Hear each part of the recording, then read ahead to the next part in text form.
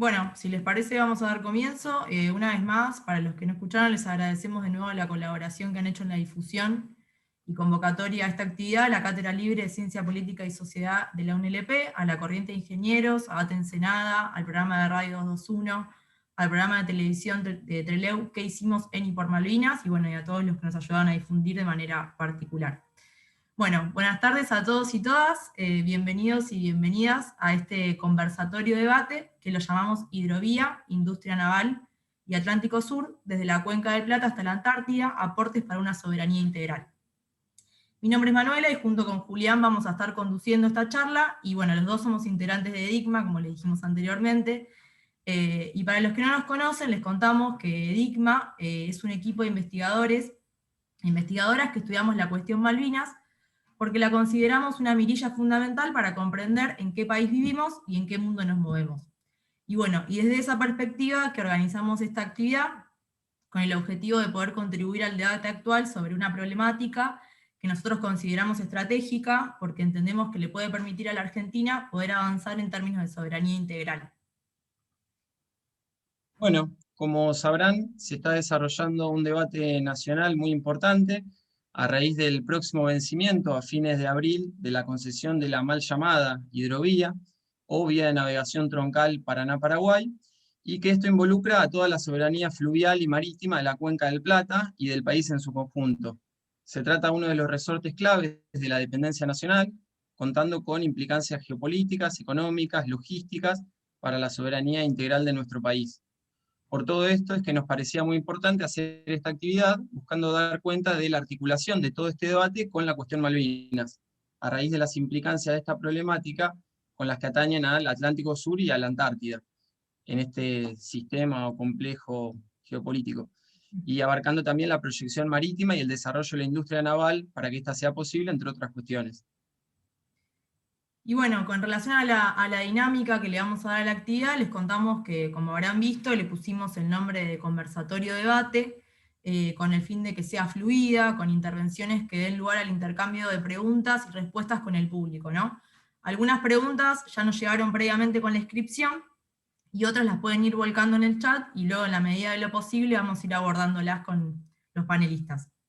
En un primer momento vamos a arrancar con una pregunta disparadora para cada uno de los panelistas.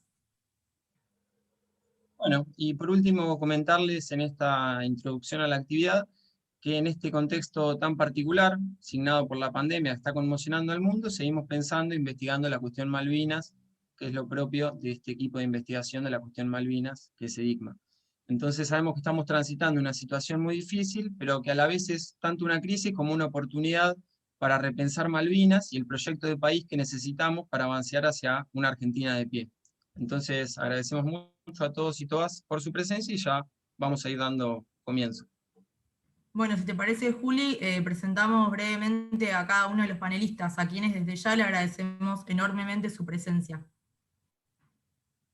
¿Vale? Bueno, en primer lugar, presentamos a Mario Volpe, quien es vicedirector del Instituto Malvinas de la Universidad Nacional de La Plata, investigador del Museo Nacional de Malvinas, excombatiente en la Guerra del Atlántico Sur e integrante del CECIM La Plata. Bien. También va a estar Luciano Orellano, quien fue obrero metalúrgico y actualmente es el presidente del Partido del Trabajo y del Pueblo de Santa Fe, y autor del libro Argentina sangra por las barrancas del río Paraná. Bueno, no sé si se ve en la imagen, pero este es el libro de Luciano, que aprovechamos a recomendar. Y presentamos también a Denis Vilardo, quien es trabajador del astillero Río Santiago y dirigente de ATE Ensenada. Bien. Bueno, en la primera ronda de preguntas les vamos a dar 15 minutos a cada panelista y les vamos a avisar cuando le queden 2 minutos. La idea sería arrancar con Luciano. Luciano, no sé si estás listo para la primera pregunta, si querés andar desactivando el micrófono. Bueno, cómo no. Sí, ¿Qué tal? Buenas gracias. tardes. Gracias por ¿Qué tal? participar. Buenas tardes. Un gusto, muchísimas gracias. Muy contento de poder participar y de la invitación. Vamos a ver qué podemos aportar. Bien. Bueno, la pregunta para Luciano sería, Sí. ¿por qué señalás en tu libro que la Cuenca del Plata es la Potosí del siglo XXI? ¿Qué está en juego en la discusión de la hidrovía y qué intereses y actores hay en disputa? Bueno, sencilla la pregunta. Bien, Vamos a dar algunas pinceladas sobre el tema. voy a tomar el tiempo, Primero, así que- saludarlo y muchísimas, pero muchísimas gracias por la invitación. Estamos muy, muy contentos que nos hayan invitado y bueno, felicitaciones, felicitaciones. Nosotros aquí hemos constituido un foro Soberanía, Soberanía, Soberanía, para recuperar la cuenca del Plata, ¿no es cierto? Y recuperar no la hidrovía, nosotros queremos recuperar el Paraná. La hidrovía es el nombre que usan, digamos, han cambiado el nombre de los ríos. No, los ríos en el mundo se llaman ríos. Se llaman el Yangtze, el Mississippi, el Rin. La hidrovía le pusieron ellos en los 90. Nosotros preferimos a los que amamos, queremos, a nuestros ríos, al río Paraguay, al Pilcomayo, ¿no es cierto?, al río Paraná, le decimos río. Y ese río, por eso decimos, foro por la recuperación de la cuenca del Plata, el Paraná, hay que recuperar el río de la Plata, los pasos bioceánicos, es decir, nuestra soberanía y la comunicación del mar con el río. Y vamos al 2 de abril, antes, me voy a robar unos segundos, porque no puedo dejar de hacerlo, más aún en este lugar, de que nosotros desde el foro hemos convocado al 2 de abril, junto con los compañeros, con los combatientes, no es combatiente, los combatientes de Malvinas, que siguen, ¿no es cierto?, malvinizando, sembrando soberanía. Vamos a estar por la derogación del decreto, ¿no es cierto?, 949, y a partir de ahí abrir paso a lo que tenemos que recuperar. Estamos frente a un momento histórico. Yo me voy a referir, digo esto de entrada, los invitamos el 2 de abril, es una fecha para nosotros extraordinaria, un hilo de Malvinas, ¿no es cierto?, creo que parte del contenido de esta charla tiene que ver con eso, la unidad de Malvinas con nuestra Antártida, ¿no es cierto?, porque acá hay un proyecto, el proyecto, digamos así, hay un proyecto en esta división del mundo de, bueno, someternos, La Argentina no es solo la Cuenca del Plata, la Argentina, pero yo me voy a referir a eso. La Argentina, bueno, es la plataforma antártica, nuestras Islas Malvinas, el litoral marítimo, tenemos todo lo que hace a, digamos así, bueno, lo que ellos llaman vaca muerta, y bueno, y tenemos todo lo que es la cordillera, la visión integral de nuestra Argentina, donde tenemos 64 minerales, ¿no es cierto? Y dentro de eso, bueno, tenemos litio, que es la energía del futuro. Y bueno, el proyecto a nivel internacional, está claro que, bueno, hay proyectos de secesión de la Argentina. Es tan rica la Argentina, que bueno, hay factores que tienen que ver con eso. Yo simplemente quiero referirme a algunas pinceladas que tienen que ver con la Cuenca del Plata. Acá hay un proyecto, digamos, nosotros decimos Argentina sangra por la barranca del río Paraná. Yo diría que después de muchos años, nosotros decimos América del Sur sangra por la barranca del río Paraná, ¿no es cierto?, por nuestros ríos, y efectivamente han convertido, digamos, a la Cuenca del Plata en la Potosí del siglo XXI. ¿Qué quiero decir con esto? Digamos que en los últimos años, antes que haya puerto, antes que haya circulación, antes que haya marina mercante, está que producimos. Y han cambiado la matriz productiva de América del Sur. La matriz productiva de América del Sur se ha convertido en el eslabón clave, la soja. Yo simplemente, cuando nosotros hablamos de la Cuenca del Plata, estamos hablando de 5 países, solamente en los digamos, en los que hace la ribera de nuestros ríos viven más de 120 millones de habitantes. Estamos hablando casi de 4 capitales, ¿no es cierto?, que tienen que ver con esta comunicación, con esta unidad hídrica. Esta Cuenca del Plata, que es una unidad territorial, hídrica, demográfica, económica, ¿no?, y que ha pasado, digamos, que ha explotado en estos últimos 20 años. ¿Qué es lo que explotó? Y bueno, la soja. Si se ha corrido la frontera agrícola, estamos frente a una nueva América Latina, estamos frente a una nueva Argentina en ese sentido. No es que la Argentina o la Rosario no era la Chicago, pero eso ya no podemos hablar nosotros, digamos, de la frontera que eran 300 kilómetros en esa media luna de La Pampa o la zona núcleo, porque la zona núcleo produce 41 millones de toneladas, pero hoy se está produciendo, digamos, a nivel, el 60% de la producción de soja del mundo ¿no es cierto?, se está produciendo en América del Sur. Brasil ha pasado a ser, digamos así, la primera productora mundial de soja. La soja es como un hallazgo, de la humanidad, es como la ciencia, ¿se entiende? Como cuando los incas descubrieron el maíz, etcétera. Es decir, cada sociedad se organiza alrededor de esta cuestión. Bueno, la matriz productiva, digamos, se ha convertido en la soja y se ha corrido la frontera en los últimos 20 años en 70 millones de hectáreas, ¿no es cierto? Eso ha producido todo lo que es la deforestación. Solo la soja no, lo que se produce en la agricultura en América del Sur son 130 millones de hectáreas, pero 70 millones están dedicadas a la soja. Y luego eso tracciona absolutamente todo. El modelo productivo agropecuario, digamos así, es lo que la soja tracciona al maíz, los otros sembradíos, subordina, ¿no?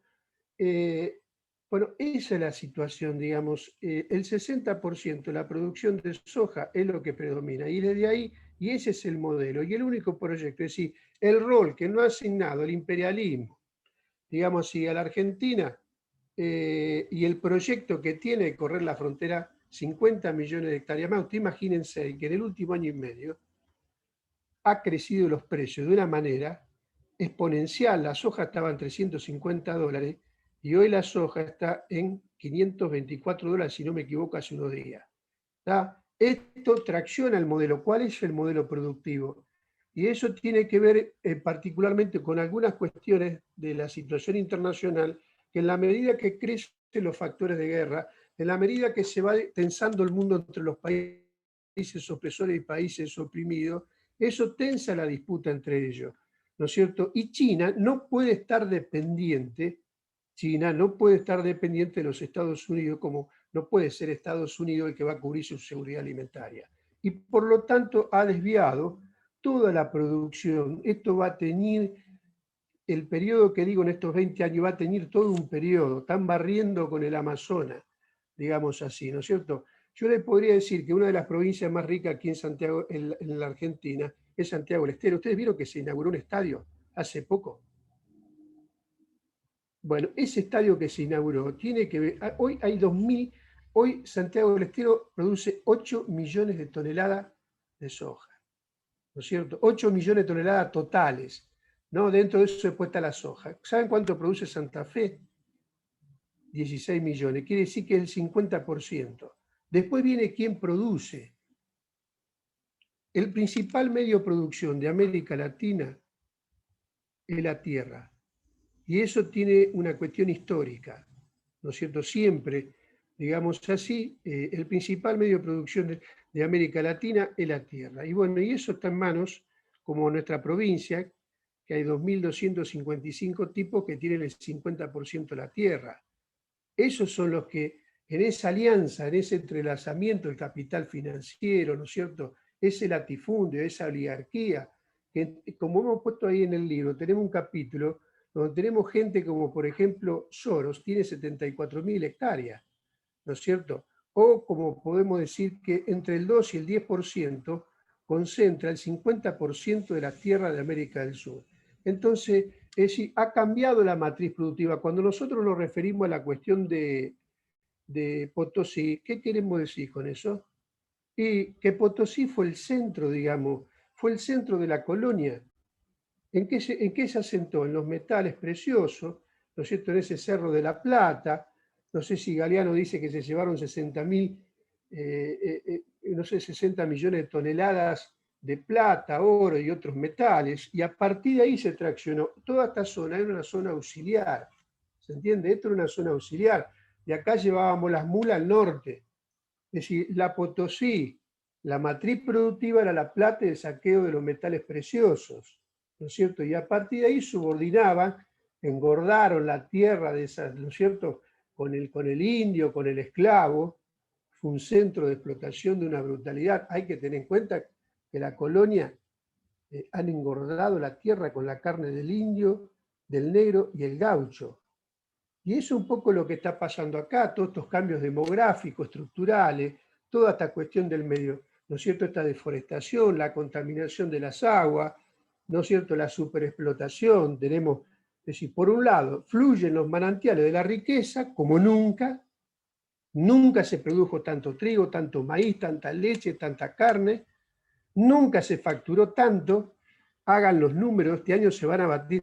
Nosotros, con una soja a $524, los números son exponenciales, ¿no es cierto? Entonces, eso por un lado fluye en un manantial de la riqueza y por otro lado una pobreza estructural que la Argentina podríamos decir casi de posguerra. Y toda esa producción son los 2 millones de camiones que decimos, ¿no es cierto?, que vienen al Gran Rosario, que se ha transformado en los puertos, en su mayoría extranjeros. Rosario se ha convertido en el puerto director de ultramar. Es decir, toda esa producción que viene parte de Brasil, parte de Bolivia, parte del Paraguay, viene en barcazas hacia Rosario, vienen camiones y vienen los trenes, ¿no es cierto? Y desde ahí, y lo que estamos discutiendo es la hidrovía. En primer lugar, en la hidrovía estamos discutiendo geopolítica. Por eso lo mismo del Canal Magdalena. Nosotros con el tema del Canal Magdalena, nosotros estamos bajo los acuerdos 1 y 2 de Madrid. Es decir, si fíjense, si Biden le dice asesino a Putin, bueno, así está el mundo, ¿se entiende? Por lo tanto, estamos hablando de lugares de carácter geopolítico y estratégico. Es como los pasos bioceánicos entre el Pacífico y el Atlántico. Hay que tener en cuenta que antes de que pase Magallanes, el mundo era cuadrado. Mirá si será importante. El mundo pasó a ser redondo cuando logró descubrir, y eso tiene un lugar en la geopolítica y en la política mundial. Dentro de eso la hidrovía. Y después viene el contrabando. Lo principal que está en discusión, ¿no es cierto? Y dígame si estoy viendo mal de tiempo, ¿no es cierto? Lo que está en discusión es que el 35% de toda la cosecha se va en negro, no hay ningún tipo de control. Estas empresas Cargill, Bunge, ADM, yo quiero ser claro, estos están bajo la hegemonía de la OTAN. Los chinos vienen al galope en el mundo y en la Argentina, pero acá tienen plena hegemonía lo que están bajo la OTAN. Si nosotros sumamos las empresas francesas como la Dreyfus, ¿no es cierto?, ADM, Bunge es hegemónica en Brasil, el ministro de Agricultura de Brasil, ¿no es cierto?, es de Bunge, es un nombre de Bunge. Entonces los yanquis son hegemónicos, estamos bajo la cuarta flota, y estamos bajo la OTAN, el comercio está bajo la OTAN. Y por lo tanto, y la empresa Vega, esta que tiene la Jean de Null, ¿no es cierto?, la Jean de Null, ¿qué quieren ellos? Y eso el problema es que no hay ningún tipo de control. Los puertos, el único control que tiene es una autodeclaración jurada. Entonces, nosotros que proponemos, para hacerla muy breve, nosotros que tenemos los sueños, ¿cómo sería? Y que nosotros queremos, si queremos lograr esto que decía generar una Argentina justa, libre y soberana, la Argentina no tiene ninguna posibilidad de planificarse como país si no controla el comercio exterior, ¿no es cierto?, y no controla la banca, el comercio, que son dos cosas que van simultáneas, y a partir de ahí, eso nosotros, el único proceso que pudo interrumpir desde que nos fundamos como nación, ¿no es cierto?, de que nos independizamos de los españoles, fue el proyecto de la Constitución del 49. Claro, para eso hubo que hacer un 17 de octubre, ¿no es cierto? Hubo un 17 de octubre, está claro que esta transformación sin la movilización del pueblo es de una falacia total, por eso es importante este intelectual colectivo, porque no hay ninguna posibilidad, digamos así, si nosotros no logramos crear una masa crítica, unir a los trabajadores y al pueblo, ¿no es cierto?, recuperar las palancas clave de esto que decía el comercio, la banca. No tenemos ni la estadística que por ahí ustedes ven en ese libro, son la estadística de ellos, ¿no es cierto? Entonces decía, ellos no tienen ningún tipo de control. Nosotros no vendemos, ellos venden Cargill, vende China, vende Estados Unidos, nosotros no vendemos nada, ¿no es cierto? Y nos dan una autodeclaración jurada. Y lo que estamos discutiendo con la hidrovía, que estamos frente a una posibilidad histórica, si vamos a ser capaces por lo menos poner una cabina de peaje, porque eso es lo que estamos discutiendo. Las inversiones para tener la cuestión de dinero es de una falacia total. La cuestión de la capitalización para una empresa, digamos, eso es una falacia total. Nosotros tenemos hechos estudios donde lo decimos y lo hemos escrito, que, ¿no es cierto?, las dragas valen $30 millones. Si hay 7 o 10 dragas, vamos a poner 7 y hay otra más, vamos a ponerle 10, bueno, son $300 millones. ¿Sabe cuánto produce Casilda de soja? La ciudad de Casilda, un pueblo de 30.000 habitantes, 300 millones de dólares. Entonces aquí no estamos discutiendo dinero, acá estamos discutiendo soberanía. Y si vamos a ser capaces, después de 30 años del neoliberalismo, 25 años, de poder dar un paso en ese sentido que el gobierno hizo muy bien en los anuncios que hizo. Luciano, te quedan 2 minutos para redondear, te aviso. 2 Les minutitos. agradezco, chicos. No, te quedan 2 minutos más para redondear. Ah, tenemos 2 minutos más. El gobierno en relación a esto hizo muy bien, porque el gobierno había anunciado en sus comienzos, nosotros saludamos el anuncio que hace el gobierno de esto, digamos, del Consejo Consultivo unido a la posibilidad, el Consejo Federal, ¿no es cierto?, de la hidrovía, donde le da un reconocimiento a las provincias, una reivindicación histórica del federalismo, para solo tener en cuenta de los 1.238 kilómetros que están en la licitación, hay 842 que pertenecen a Santa Fe y así a nuestras provincias hermanas. Por lo tanto, considerar la opinión de las provincias me parece una cosa válida, siempre que la última palabra la tenga la nación. ¿Se entiende? Siempre que la última palabra la tenga la nación, porque nosotros somos una nación. Entonces, pero fue un paso importante. Y eso, como ustedes saben, iba unido a la creación de Hidrovía Sociedad del Estado, y eso implicaba, digamos así, eso implicaba de que, bueno, que se iba a poder, 49% las provincias iban a ser parte de esa empresa, dividido 7 y después la nación. Y el problema es que con el decreto se retrocedió y estamos en foja cero y esto tiene vencimiento en abril. Nosotros tenemos que ganar el debate a nivel de las masas, pero tenemos que ganar el debate ideológico. Por ejemplo, no tenemos, o sea, no hay, hace 25 años no hay ni siquiera un proyecto de impacto ambiental. Esa es la realidad. Ahora, para esta licitación, aparece que le pedimos a la Universidad del Litoral, Hídricas, o la Universidad de Rosario para el impacto ambiental, o la Universidad de San Martín para lo que hace a la factibilidad económica. Es decir, ¿se entiende? Los planes quinquenales te lo desarrollan estas empresas, el Estado ha delegado lo fundamental. ¿Esto es nuevo o no? Pero estamos frente a una oportunidad. Hemos derrotado a Macri, que tenía 850 funcionarios, en su mayoría era extranjera, eran gerentes de empresas extranjeras, y bueno, creo que se dio un paso. Creemos que, bueno, vamos a la pelea. Gracias, chicos. No, se terminó el tiempo, pero después vamos a tener una segunda ronda para poder profundizar, así que te agradecemos mucho la intervención. ¿Se me escucha bien? Más o menos, me parece. No, me parecía. Aprovechamos a mostrar el libro de Luciano, si es que se ve, el cual recomendamos. Argentina sangra por las barrancas del río Paraná, de reciente aparición por Editorial Ágora. Bueno, y pasamos ahora a la pregunta para Mario Volpe, que tiene que ver con qué implicancias tiene toda esta discusión que se ha planteado acerca de la Cuenca del Plata para la cuestión Malvinas, Atlántico Sur y Antártida. Así que Mario, todo tuyo, tenés tus 15 minutos. Acá. Así puedo.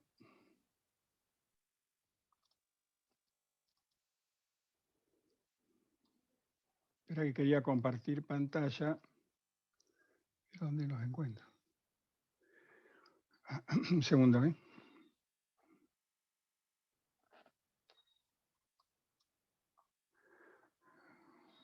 Bueno, parece que no los puedo compartir, pero si no, bueno, vamos a hablar.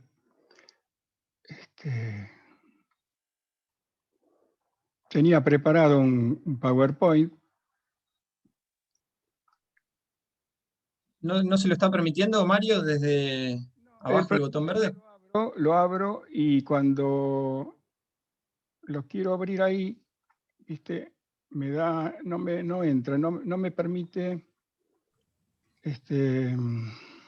entrar. A ver acá. ¿Hay un error o no te dejan directamente? No logro que se comparta la pantalla. Pero bueno, a ver dónde estamos. Un segundo, ¿eh? Cosas que suceden a último momento. Pero igual vamos a hablar de ¿El botón verde de compartir pantalla? No, yo abro, viste, mi pantalla para poder ubicar, entrar con el PowerPoint y no logro, Le tenés que poner compartir pantalla, el botón verde abajo del Zoom. Lo que pasa es que no visualizo, viste, en la pantalla mía, no visualizo lo que tengo que poner. Ahí está. Ahí está, Mario. Sí, Estamos pero no. viendo ¿Qué estás viendo ahí? pantalla de Zoom. La pestaña de Google. A ver. Sí, pero Ahí no. abajo en el icono de PowerPoint. Acá. A ver, acá. Un segundo, a ver si logramos.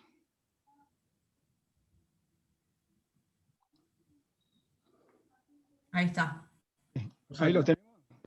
Bueno, entonces ahora no sé cómo fue, pero bueno, enseguida ahora le pongo acá que hay que habilitar el sonido. Y esto se hace. ¿Estamos escuchando bien, Mario? Sí, no, pero viste que después tenés que habilitar un sonido cuando tenés. Ya estoy, ya esto me ha pasado a veces y ya estamos enseguida. Es compartir el sonido de la computadora. Y bueno, y acá estaríamos, ¿se ve ahí? Sí, perfecto. ¿Se ve? Bueno. Sí. Entonces, rápidamente, porque todos vamos a hablar con algunas imágenes similares, pero yo lo que considero ahora que con las 350 millas que se han ampliado a partir de la última ley, yo le puse acá la última frontera y pensamos ahora este cambio mental que es de un estado ribereño a un estado marítimo. Y yo digo un poco más un estado fluvial y marítimo. Fluvial y marítimo. Acá tenemos, esto lo voy a pasar rápido porque tenemos poquito tiempo, pero miren, la Argentina bicontinental, el último mapa, vemos las 350 millas, y entonces obtenemos acá con las 350 millas 1.780.000 kilómetros más de un territorio marítimo y que comprende por supuesto, las Georgias del Sur, Malvinas, la Antártida Argentina, lo que nos hace evidentemente un país también marítimo, insular, antártico.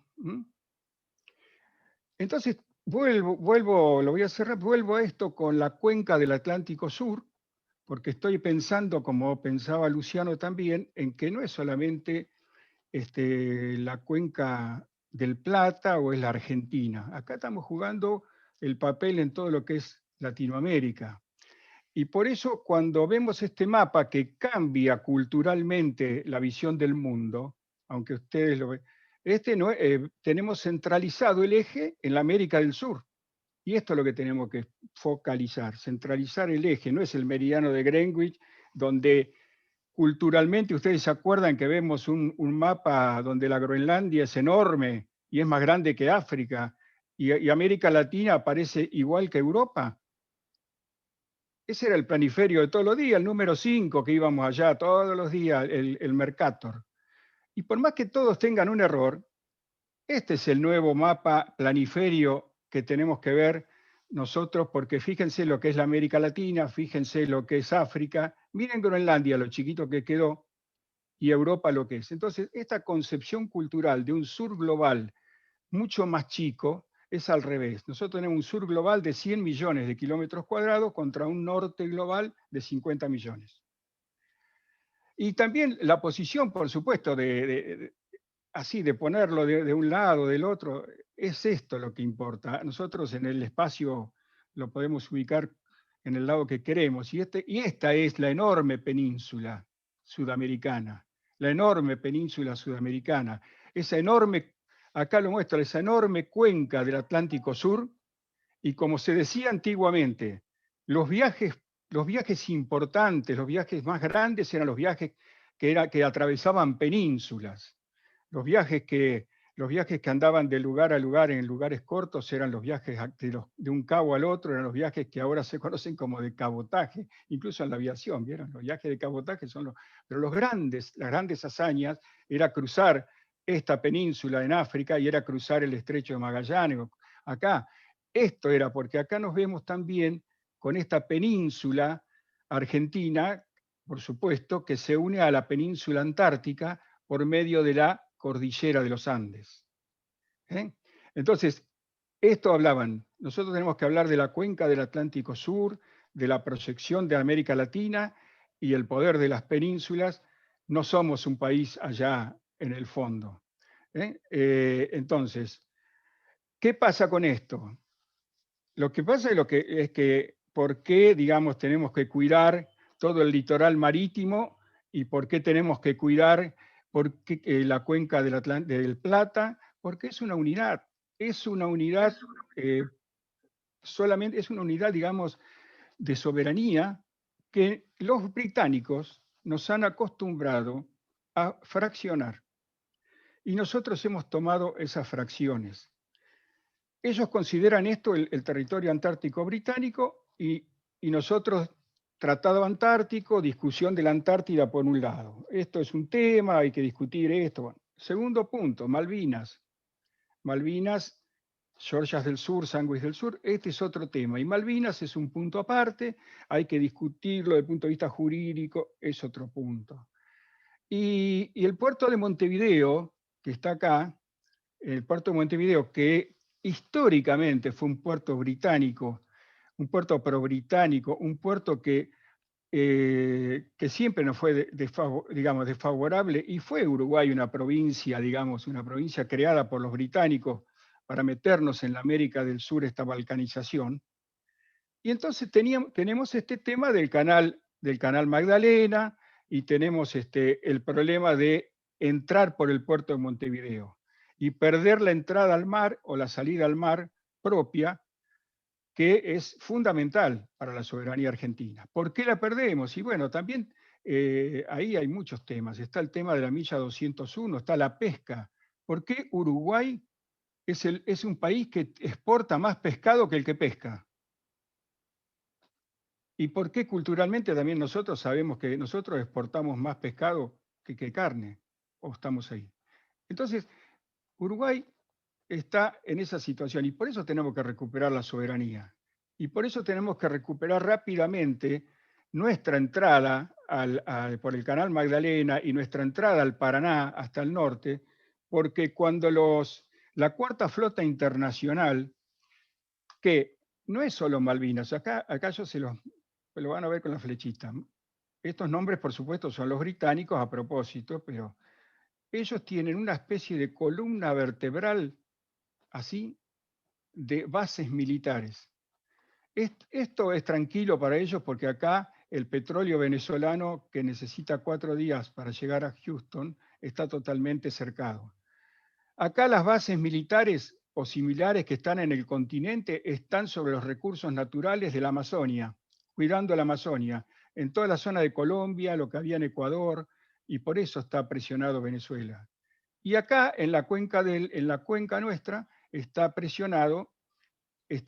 las bases militares de Caballero y otra base militar sobre Paraguay, sobre el acuífero guaraní. O sea, cuando ustedes ponen bases militares en el continente y las corren, abajo están los recursos naturales.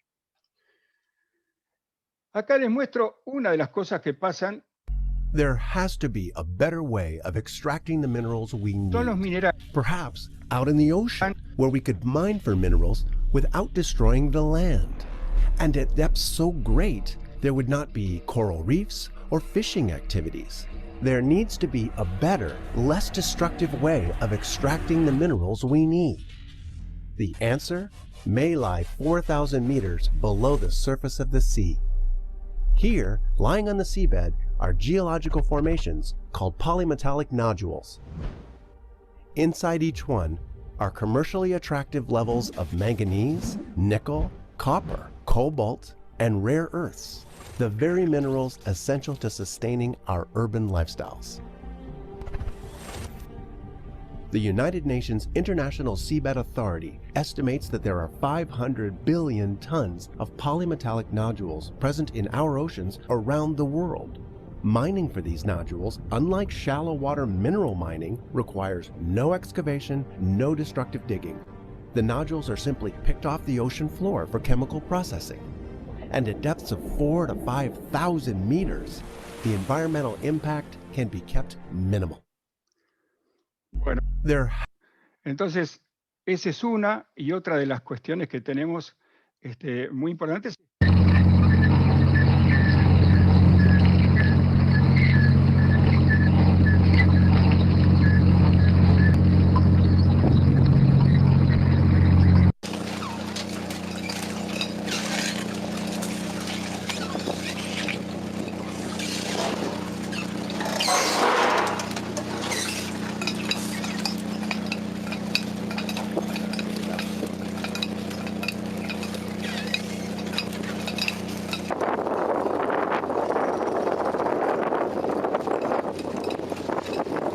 Bueno, perdonen que yo creo que fue suficiente como para ver, porque voy corriendo por el tema del tiempo, ¿no? Y estas cuestiones que tienen que ver con los recursos naturales, tenemos que entender que el mar tiene más minerales y más recursos minerales que la tierra misma, que la montaña. Y bueno, es natural, es el 70% del globo. Acá hablaba de Belgrano, rápidamente fue el creador de la escuela de náutica en 1799. Belgrano ya es el primero que habló de la plataforma continental. Y así, no sé, tengo un micrófono abierto. Hola. Bueno, y así, digamos, todas estas cosas que nosotros hablamos, yo no tengo mucho tiempo, pero primero las 3 millas que hablábamos. ¿Por qué eran las 3 millas? Las 3 millas le impusieron los imperios porque era al tiro del cañón. Ellos podían venir a explotar todo lo que querían en el mar hasta 3 millas, porque era lo que alcanzaba el tiro del cañón. Y así nosotros nos vimos perjudicados junto con toda Latinoamérica. Cuando hablamos de las 200 millas, se los cuento rápido, hablamos de las 200 millas y son las cosas transformadoras. Nadie nos explica qué son las 200 millas y por qué 200 millas. 200 millas porque esta es una lucha de los países latinoamericanos.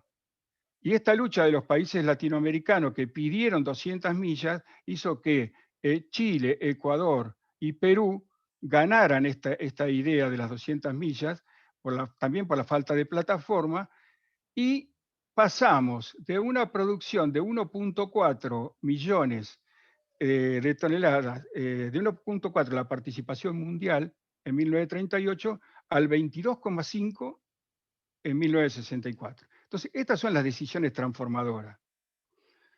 Bueno, la cuenca del Plata la tenemos que ver, por supuesto, como una cuenca enorme, casi 4 millones de kilómetros cuadrados, más grande que el territorio continental argentino. También tiene esta cantidad no nos olvidemos, de agua dulce, que puede abastecer la población mundial a razón de 290 litros por día por habitante. Y esto es lo que vamos nosotros, y era un poco, acá tenemos el acuífero Guaraní, el cuarto acuífero en el mundo, pero primero en reposición de agua. Acá tenemos algo que tomé de FIPCA, que es las zonas de ocupación. Todo esto que nosotros tenemos está ocupado en 1.600.000 kilómetros por los británicos. Y todo esto es lo que nosotros tenemos y está ocupado en Malvinas. Antes de la guerra íbamos hasta las 3 millas de las Islas Malvinas. Y ahora ellos ocupan 1.600.000 kilómetros. Esto es la historia, la historia después es por qué los ingleses desde 1908 pensaron que este era el territorio británico ocupándonos. Argentina es el primer ocupante de la Antártida, primer ocupante, 1904, en forma continua. Y de ahí nuestra idea de soberanía antártica. Perón decía el magno asunto, Era el asunto más importante. La política verdadera, decía Perón, es la política exterior. Y acá al lado tienen al general Pujato, que presentó un plan que incluía bases científicas poblacionales en Antártida, así como la creación del instituto a efectos de promover la investigación científica. Y estoy arrancando de... Mario, sí, solo avisarte que quedan 2 minutos. Bueno, entonces, como queda poquito, Acá tenemos lo que es la ocupación británica, o la pretendida ocupación británica cuando vemos bien. Reino Unido pretende esto, pero Nueva Zelanda y Australia pretende esta parte. Entonces el 70% del agua dulce del mundo y de la biodiversidad antártica la tienen ellos. Ni hablar de lo que significa esta posición estratégica, y bueno, y tenemos cosas para decir de nuevas formas de energía. Para cerrar, yo quiero decir que he visto últimamente un documento británico que se filtró hace unos días. Y esto tiene que ver con algo que es muy importante. El documento británico dice que nosotros somos una amenaza para el Reino Unido. Esa amenaza, que nosotros realmente no la tenemos desde el punto de vista militar, habla de poner 24.000 millones de libras esterlinas en armamento el Reino Unido en los próximos años, y el 40% de aumento en la energía nuclear, no en la energía nuclear, en el armamento nuclear, debido al problema de amenaza de Argentina y otras cosas. Pero ahora yo voy a esto. Nosotros tenemos que defender desde el Polo Sur, pasar por Malvinas, lo bioceánico, todos los puertos y entrar a las aguas del Paraná, porque la cuarta flota internacional de los yanquis dice: nosotros podemos tener injerencia en las aguas marrones. ¿Y qué son injerencia en las aguas marrones? Entrar a los ríos. Por eso la importancia de todo esto. Y bueno, y una de las cosas que quiero decir con esto es que se agrega una cuestión que en el documento está, que dice que ellos pueden actuar como Estado contra los estados o contra otras, o no estados. O sea, y a su vez privatizan en gran parte lo que es la militarización de los mares. Esto es muy importante. Privatizan en gran parte la militarización de los mares. Esto es proteger plataformas, atacar a los piratas, supuestamente. Y bueno, todo eso es muy importante, y estamos hablando de geopolítica y de geoeconomía. Pero yo acá quiero decir algo. Tenemos que dar este paso con el Paraná y liberar el Paraná. Tenemos que liberar y hacer la cuenca del Plata. Pero también tenemos que saber una cosa. Desde los acuerdos de Madrid hay pactos secretos y no tan secretos, porque están escritos por el Foreign Office, donde dicen que nosotros no tenemos que concurrir a la Asamblea General a discutir el tema Malvinas. Y ya eso que parecía un pacto secreto de caballeros está escrito en el Foreign Office totalmente. Así que no existe, tenemos que romper con eso y romper con el Forador y Duncan. Y finalmente, quiero decir algo que también es fundamental. Esta cuestión debemos que dar un paso importante. No puede ser que estemos hablando de soberanía del Paraná, que estemos hablando de soberanía de la cuenca, de la soberanía de Malvinas, de la soberanía antártica, si somos aliados extra-OTAN. Somos los aliados de la OTAN. Tenemos, desde 1997, somos aliados extra-OTAN. Entonces, tenemos que tomar la decisión, si queremos ser soberanos, de romper ese pacto y de romper ese acuerdo, que ninguno lo menciona y ninguno lo desarrolla y lo pone y se le anima. Pero tenemos que arrancar desde ahí, tenemos que romper los acuerdos de Madrid y no ser más aliados de extra-OTAN. ¿Cómo vamos a defender Malvinas? ¿Cómo vamos a defender la Antártida? ¿Y cómo vamos a defender los mares y los cosas si somos aliados de la OTAN y después nos vamos a quejar de que vengan los submarinos nucleares? Bueno, corto ahí. Excelente, Mario. Bueno, muchas gracias. Muy interesante la intervención. Les recordamos también que vamos a hacer 3 rondas de preguntas, así que cada panelista también va a tener 2 instancias más para exponer, un poco más breves, pero para exponer también más ideas. También en función de las preguntas que nos fueron llegando, junto con la inscripción, y también las que vayan volcando acá en este chat.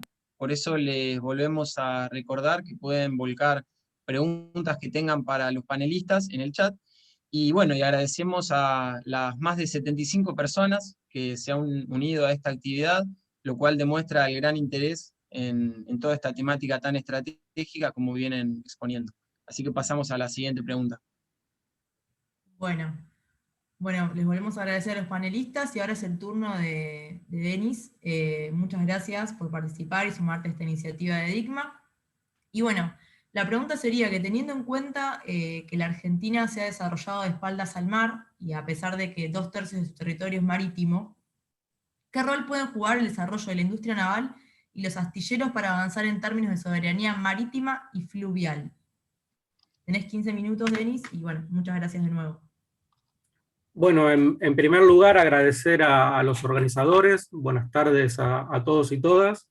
Y me voy a detener un minuto en los panelistas que me precedieron en el uso de la palabra, porque creo que tiene que ver con parte de mi intervención. En primer lugar, Luciano Orellano, destacar la escritura del libro.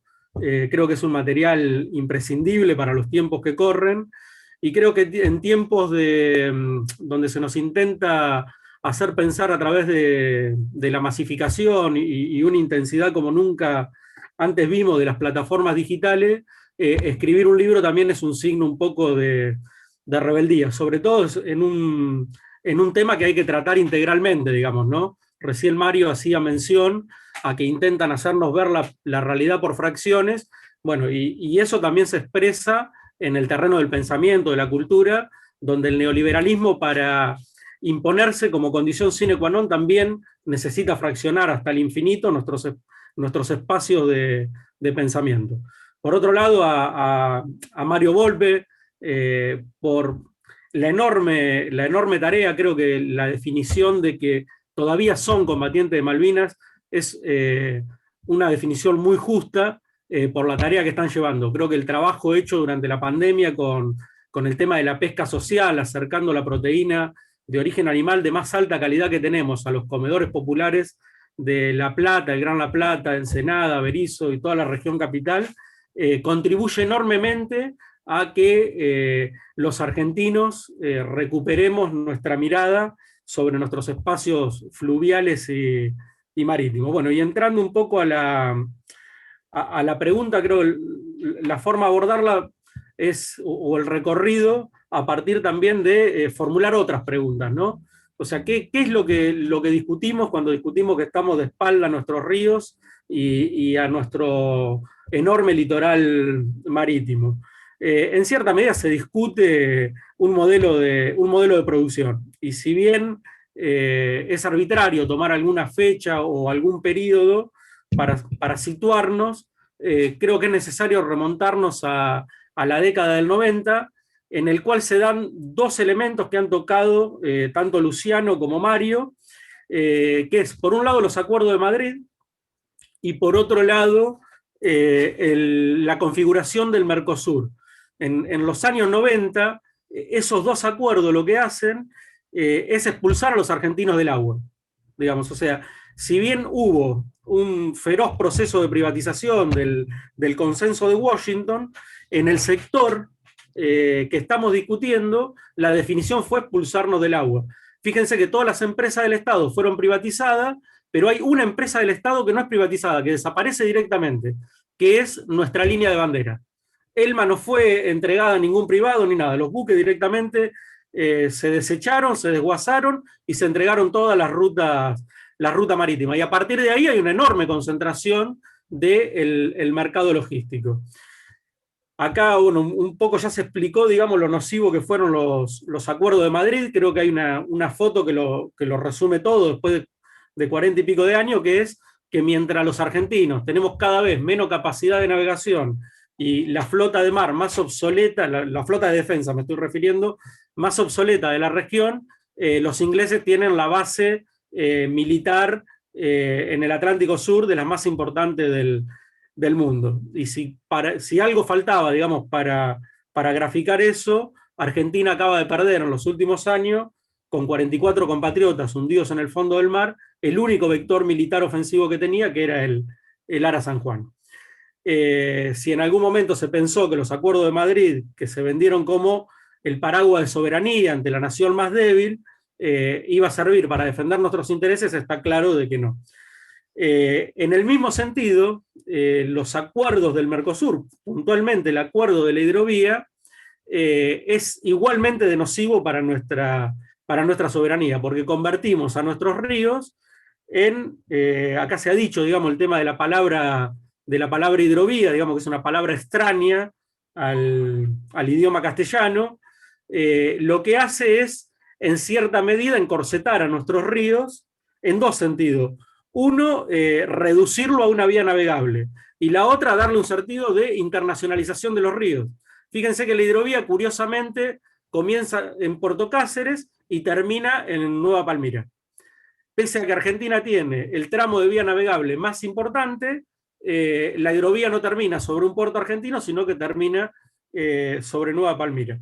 Este fenómeno de expulsión de los argentinos del agua lo que hace es consolidar un sistema logístico acorde al sistema de producción. No me voy a detener mucho en eso porque creo que lo describió muy bien Luciano Orellano. Sí, en la integralidad y volviendo al carácter de lo que estamos discutiendo, porque nos quieren fraccionar el debate y hacer que estamos discutiendo como si fuera una concesión, o si estuviéramos discutiendo poner una cabina de peaje, cuando en realidad estamos discutiendo en función de qué poner nuestros recursos hídricos, en el caso de la Cuenca del Plata, y nuestros recursos marítimos, en el caso de la cuenca del Atlántico Sur. Después me voy a detener en el punto que para mí es neurálgico, que es la unidad de ambas cuencas, que es el estuario del Río de la Plata. La cuenca del Plata, las cuencas fluviales, tienen una relevancia muy importante en la historia de la humanidad. Las primeras sociedades del mundo se establecieron alrededor de los ríos. Las primeras sociedades fluviales y el surgimiento del Estado como monopolio del poder fue en la Mesopotamia y en Egipto alrededor de 8.000 años, y es alrededor de la gestión de los ríos. No solamente de la navegabilidad, porque los ríos explican en gran medida la enorme producción de la cuenca del Plata. Entonces, digo para ver la integralidad del tema, no es solamente el tema de la vía navegable, que es muy importante para el desarrollo de una sociedad, pero es mucho más que eso. Es la producción, va desde el turismo a la posibilidad de generar energías. Europa tiene 29.000 kilómetros de vías navegables, que cada cual está denominada con su río, pero a la vez, como hay desniveles, tiene centrales hidroeléctricas en el medio. O sea, los ríos están puestos al servicio del desarrollo humano integral y no están puestos al servicio de algunas corporaciones que le asignan a Argentina el lugar de la extracción de la proteína vegetal más vendida y más comercializada y más consumida en el mundo, que es la soja, y también la proteína animal más codiciada de todo, que está en el caladero, uno de los más importantes del mundo, que es del Atlántico Sur, que hoy se expresa en langostino y soja, pero mañana puede cambiar en otro cultivo y en otra especie dentro del mar, pero en definitiva son proteínas. Y la otra imagen es la que muy bien planteaba Luciano, que es que tenemos una población que 7 de cada 10 pibes tienen deficiencia de proteínas. Esa es la otra cara. O sea, hay por un lado una enorme riqueza que está siendo puesta en función de un puñado de corporaciones y un pueblo totalmente empobrecido, digamos, ¿no? Ese es el sistema logístico, está armado para eso. Por eso, todo lo que se va de la Argentina se va en barco, y todo lo que circula hacia el mercado interno circula en camiones.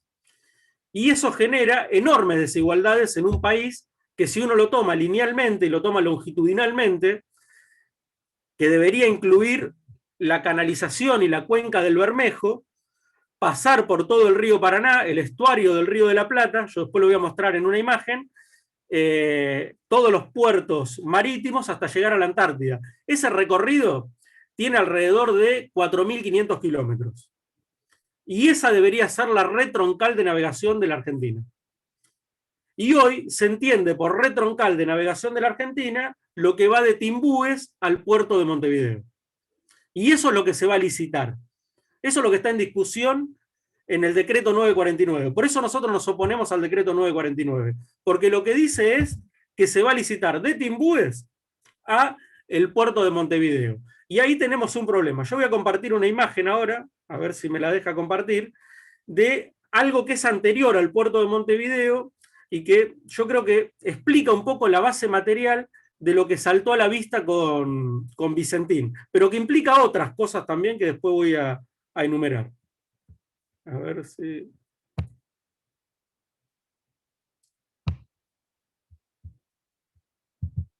¿Ahí comparte? ¿Sí? A ver, quiero la imagen anterior. Bueno, ahí ustedes están viendo una imagen que es el Paraná cuando se divide en tres. En negro están viendo el Paraná de Las Palmas, en color púrpura el Paraná Guazú, y habrán visto ahí en color rojo un brazo chiquitito que es el Paraná Bravo. Eso figura en la licitación y eso está dragando hoy Argentina. Ustedes fíjense que pudiendo hacer una traza que vaya hacia puertos argentinos, Argentina draga un brazo que lleva a un puerto que está marcado en amarillo, que es el puerto de Nueva Palmira. Ese puerto, junto con el puerto de Montevideo, son la plataforma de saqueo de gran parte de la soja de la Cuenca del Plata. Inclusive, fíjense ustedes que Uruguay exporta, como dijo bien Mario, más de lo que pesca. Y Paraguay exporta más soja que la que siembra. O sea, hay un doble saqueo de las dos proteínas más importantes en la Cuenca del Plata y en la cuenca del Atlántico Sur, y la plataforma de embarque de eso es Nueva Palmira y es el puerto de Montevideo. A esto yo le quiero agregar otra cosa. El brazo que ustedes ven marcado en púrpura, que después se continúa con otra línea verde, que es el canal Martín García, el Paraná Guazú tiene entre 36 y 40 pies de profundidad natural, lo cual convertiría, junto con el canal Magdalena, que lo vamos a ver más adelante, a Entre Ríos en una provincia oceánica, sin necesidad de el daño que se produce en el medio ambiente, dragando el Paraná de Las Palmas a 36, 38 y 42 pies, que es la exigencia actual de las multinacionales, que el dragado tiene que ver con el modelo de buques que entran a navegar nuestros ríos. O sea, no es solamente la internacionalización de nuestra vía navegable, sino que es poner a nuestros ríos en clave marítima, porque entran con buques de ultramar a buscar la soja. Pero a la vez, y paso a la otra imagen, la salida al estuario del Río de la Plata, ustedes van a ver que del Paraná de Las Palmas sale al canal troncal, al Emilio Mitre, y hay un punto neurálgico donde se divide, yo puse una línea roja y una verde, que es el Codillo. Hoy toda la carga sale del Codillo hacia la línea roja, que es Montevideo, y eso obliga después a los buques, además de embarcar un práctico uruguayo y de pagar un peaje, una cabina de peaje en Uruguay, implica que la soja salga hacia el norte y lo que no completan en Rosafé lo completen en los puertos del sur de Brasil. Y eso implica a los argentinos no poder navegar hacia el sur. Y tiene dos implicancias. Una implicancia es que el tramo arriba de Timbúes, que es donde baja la soja de Paraguay y del sur de Brasil, ahí no se paga ningún peaje. Y esa soja sale por Nueva Palmira primero y después por Montevideo. O sea que Argentina está dragando, el productor argentino está dragando y está pagando un dragado que subsidia la producción de soja del sur de Brasil y de Paraguay. O sea, somos lo único que subsidiamos a los que después van a competir en el mercado internacional de soja con nuestra soja. Pero además tiene otra implicancia, y esto yo creo que es tan importante como lo anterior, que es que para ir del puerto de La Plata a cualquier puerto marítimo, nosotros tenemos que pasar por Uruguay. Y eso implica esperar en la zona alfa entre 12 y 15 días. Y eso hace que toda la logística del sur de la Argentina se haga en camiones, porque para venir del puerto de Ushuaia, tomemos, al puerto de La Plata, por ejemplo, un buque tarda 15 días con el actual sistema de navegación, porque tiene que hacer cola en la zona alfa, donde están esperando 4.000, entran 4.000 o 5.000 buques por año, hay 200, 300 buques todo el tiempo, esperando para entrar a el complejo de Rosafé. Eso hace que desde el sur sea imposible una logística por barco y se haga todo por camión. Si estuviera el canal Magdalena, ir al sur, ir a los puertos del sur, ir hasta Ushuaia tardaría 5 días. Y eso permitiría que los argentinos naveguemos y podamos interconectar el país desde Misiones, si lográramos dragar y hacer una vía navegable en el Bermejo, hasta la Antártida. Y eso es un tema muy importante. Entonces, en el punto neurálgico que une las dos cuencas, la cuenca del Plata y la cuenca del Atlántico Sur, es el estuario del Río de la Plata. Ahí en el estuario del Río de la Plata es fundamental hacer dos cosas. Una, el Canal Magdalena, y la otra es tener un puerto director sobre el estuario del Río de la Plata. Nosotros creemos que hoy el puerto con mejores condiciones para ejercer ese rol, y que no lo sea Montevideo, es el puerto de La Plata. O sea, La Plata podría ser, como Nueva Palmira y Montevideo son una plataforma del saqueo, La Plata podría ser, junto al Canal de Magdalena, nuestra plataforma de soberanía para ejercer el control sobre el comercio exterior. Sí, muestro una imagen del puerto de La Plata, la conectividad, y voy redondeando. Y también muestro otra imagen de lo que está marcado en color púrpura, que tendría que ser nuestra red de navegación troncal y tendría que ser la vuelta de los argentinos a nuestros espacios fluviales y marítimos y ponerlo al servicio del desarrollo de la sociedad. Para eso, redondeo diciendo, el tema del Canal de Magdalena, el puerto director del estuario del Río de la Plata, y creo que hay otro punto que es muy importante, que es que Argentina tiene que buscar la forma, tenemos que encontrar, digamos, como pueblo, la forma de salir del corset del Tratado de la Hidrovía y de los acuerdos de Madrid. Para salir del Tratado de la Hidrovía, nosotros tenemos que aplicar el artículo número 33, que está contemplado en el propio acuerdo, irnos del acuerdo de la hidrovía, discutir cuáles son las condiciones de navegabilidad que vamos a imponer desde Timbúes hacia abajo y desde Timbúes hacia arriba, y después el otro punto es, que creo que es fundamental, que Argentina tiene que recuperar una política pesquera en función de alimentar a su población, y a partir de eso, quiero redondear, digamos, en el sentido de la pregunta que se me hizo, hay un enorme futuro para la industria naval. Argentina podría tener una industria naval de 200.000 trabajadores si nosotros, todo este complejo que forman parte, la vía navegable, los puertos, la marina mercante y la industria naval, hiciéramos solamente los buques de cabotaje.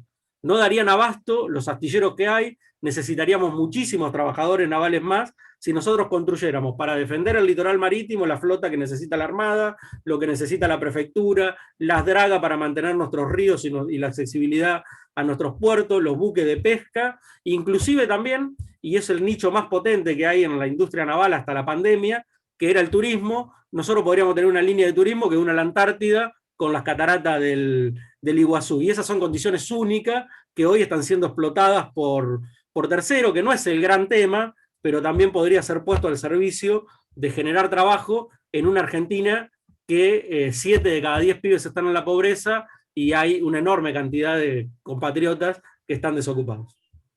Nada más, por el momento.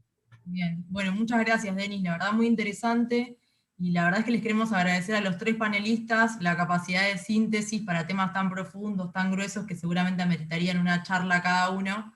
Pero bueno, debido al tiempo y la composición no podemos darles más tiempo para la primera ronda. Volver a recordarles que los que quieren pueden hacer preguntas en el chat para la tercera ronda, y también agradecerles mucho a las más de 75 personas que, bueno, que están acá acompañándonos en esta actividad de DICMA. Si te parece, Juli, pasamos a la segunda ronda de preguntas, que van a ser de 5 minutos cada una, con las preguntas que nos mandaron cuando se inscribieron. ¿Querés hacer la primera? ¿Tienes por ahí la primera? Dale. Bueno, la primera pregunta, para quien quiera responderla, de los 3 panelistas, tiene que ver con cómo se puede repensar el sector estratégico de defensa desde una perspectiva largoplacista, y si es posible proyectar una política de Estado en materia de defensa que incluya intercambio tecnológico para fortalecer e innovar en el sector. El que quiera puede tomar la palabra. Mario, Luciano, Denis, quien quiera. A mí me supera ampliamente esta pregunta. Así que es muy fácil decir que uno no sé si Mario puede contestar eso, pero está claro que cualquier planificación parte de la defensa. Claro. Cualquier planificación, incluso el proceso de... No, no, sin duda Eso alguna, fue eso. a ver, todo esto que hemos hablado hoy tiene que ver, o sea, sin duda alguna no podemos desarrollar ahora un plan completo de defensa sobre el Atlántico Sur, pero sin duda alguna yo tenía que para mostrar hoy, y Denis lo dijo, que teníamos astilleros que producían barcos de guerra. Yo tengo todos los barcos de guerra que se produjeron en los años 40, 50, un montón de barcos que, por supuesto, se podrían hacer y que no se hicieron acá. Y con esto quiero decir también que esa reactivación de una política nacional para la defensa es fundamental.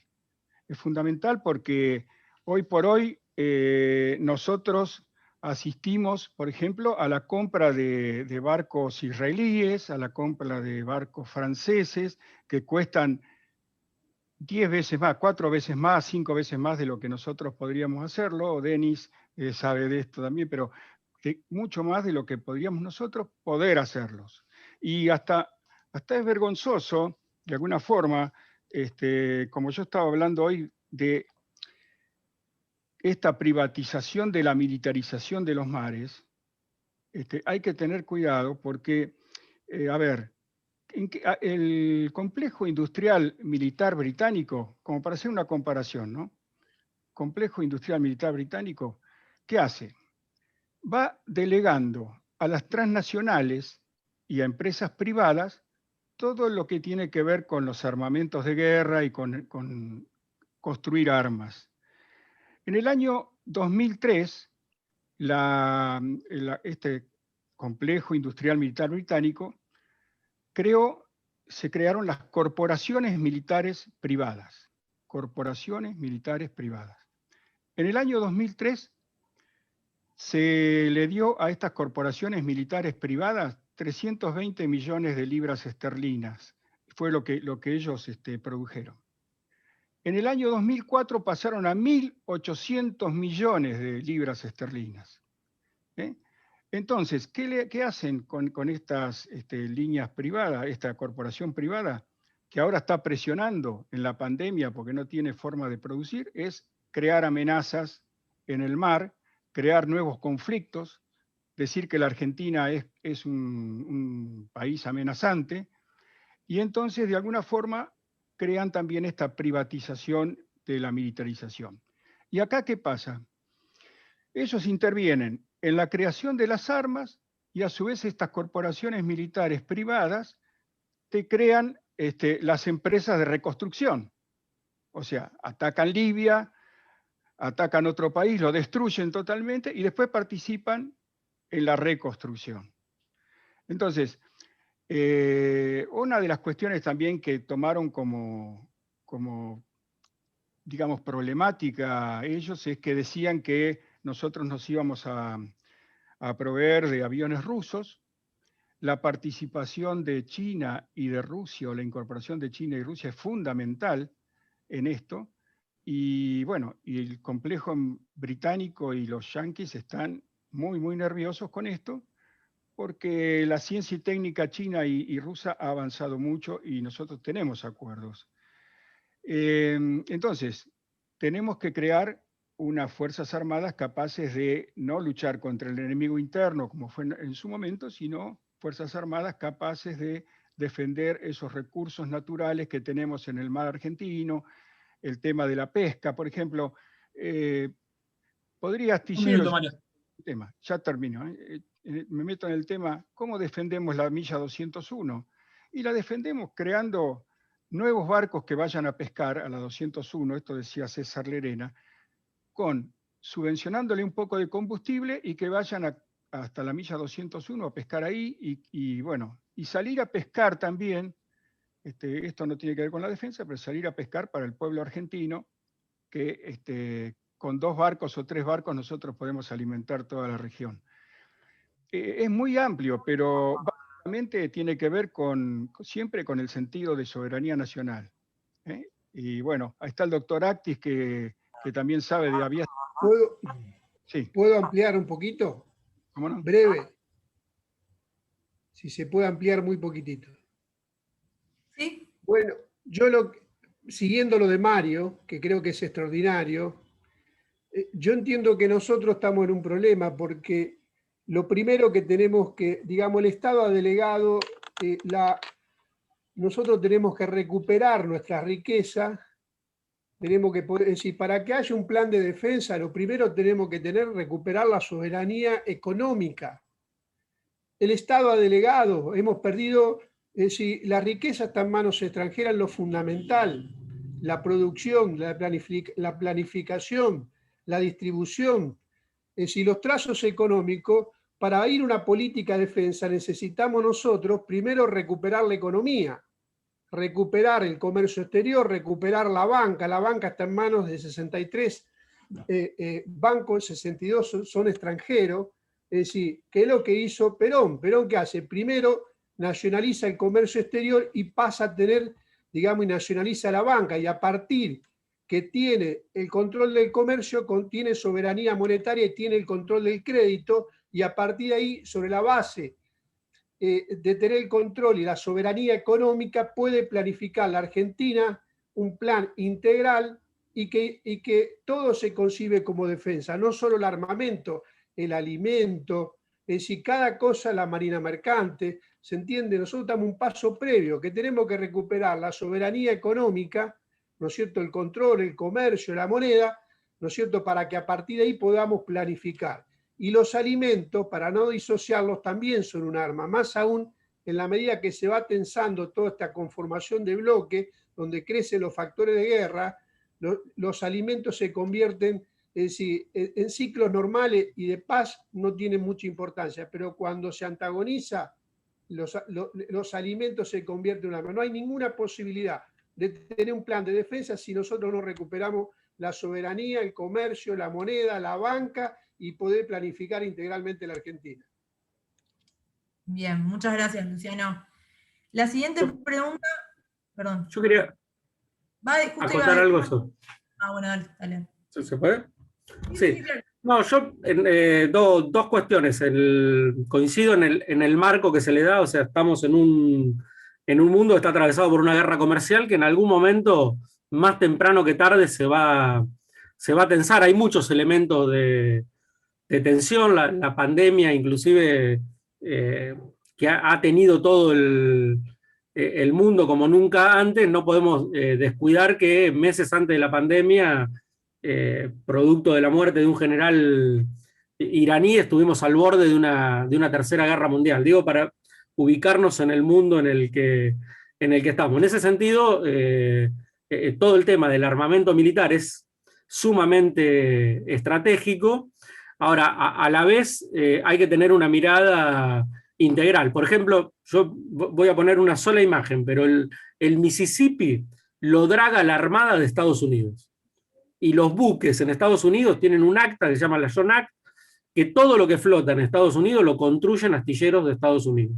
O sea, la mejor forma de tener una política de defensa en el caso de lo que estamos charlando es valorizar todo el complejo estratégico. Ustedes tengan en cuenta que no se puede ir a ninguna guerra en la Argentina sin marina mercante. O sea, no podríamos haber ido a Malvinas si no hubiésemos tenido marina mercante. Hubo buques de pesca que participaron de Malvinas, por supuesto. Después tuvo la Santísima Trinidad, que encabezó el desembarco, el San Antonio, el Cabo San Antonio, donde se trasladaron las tropas, todos buques construidos en el astillero Río Santiago.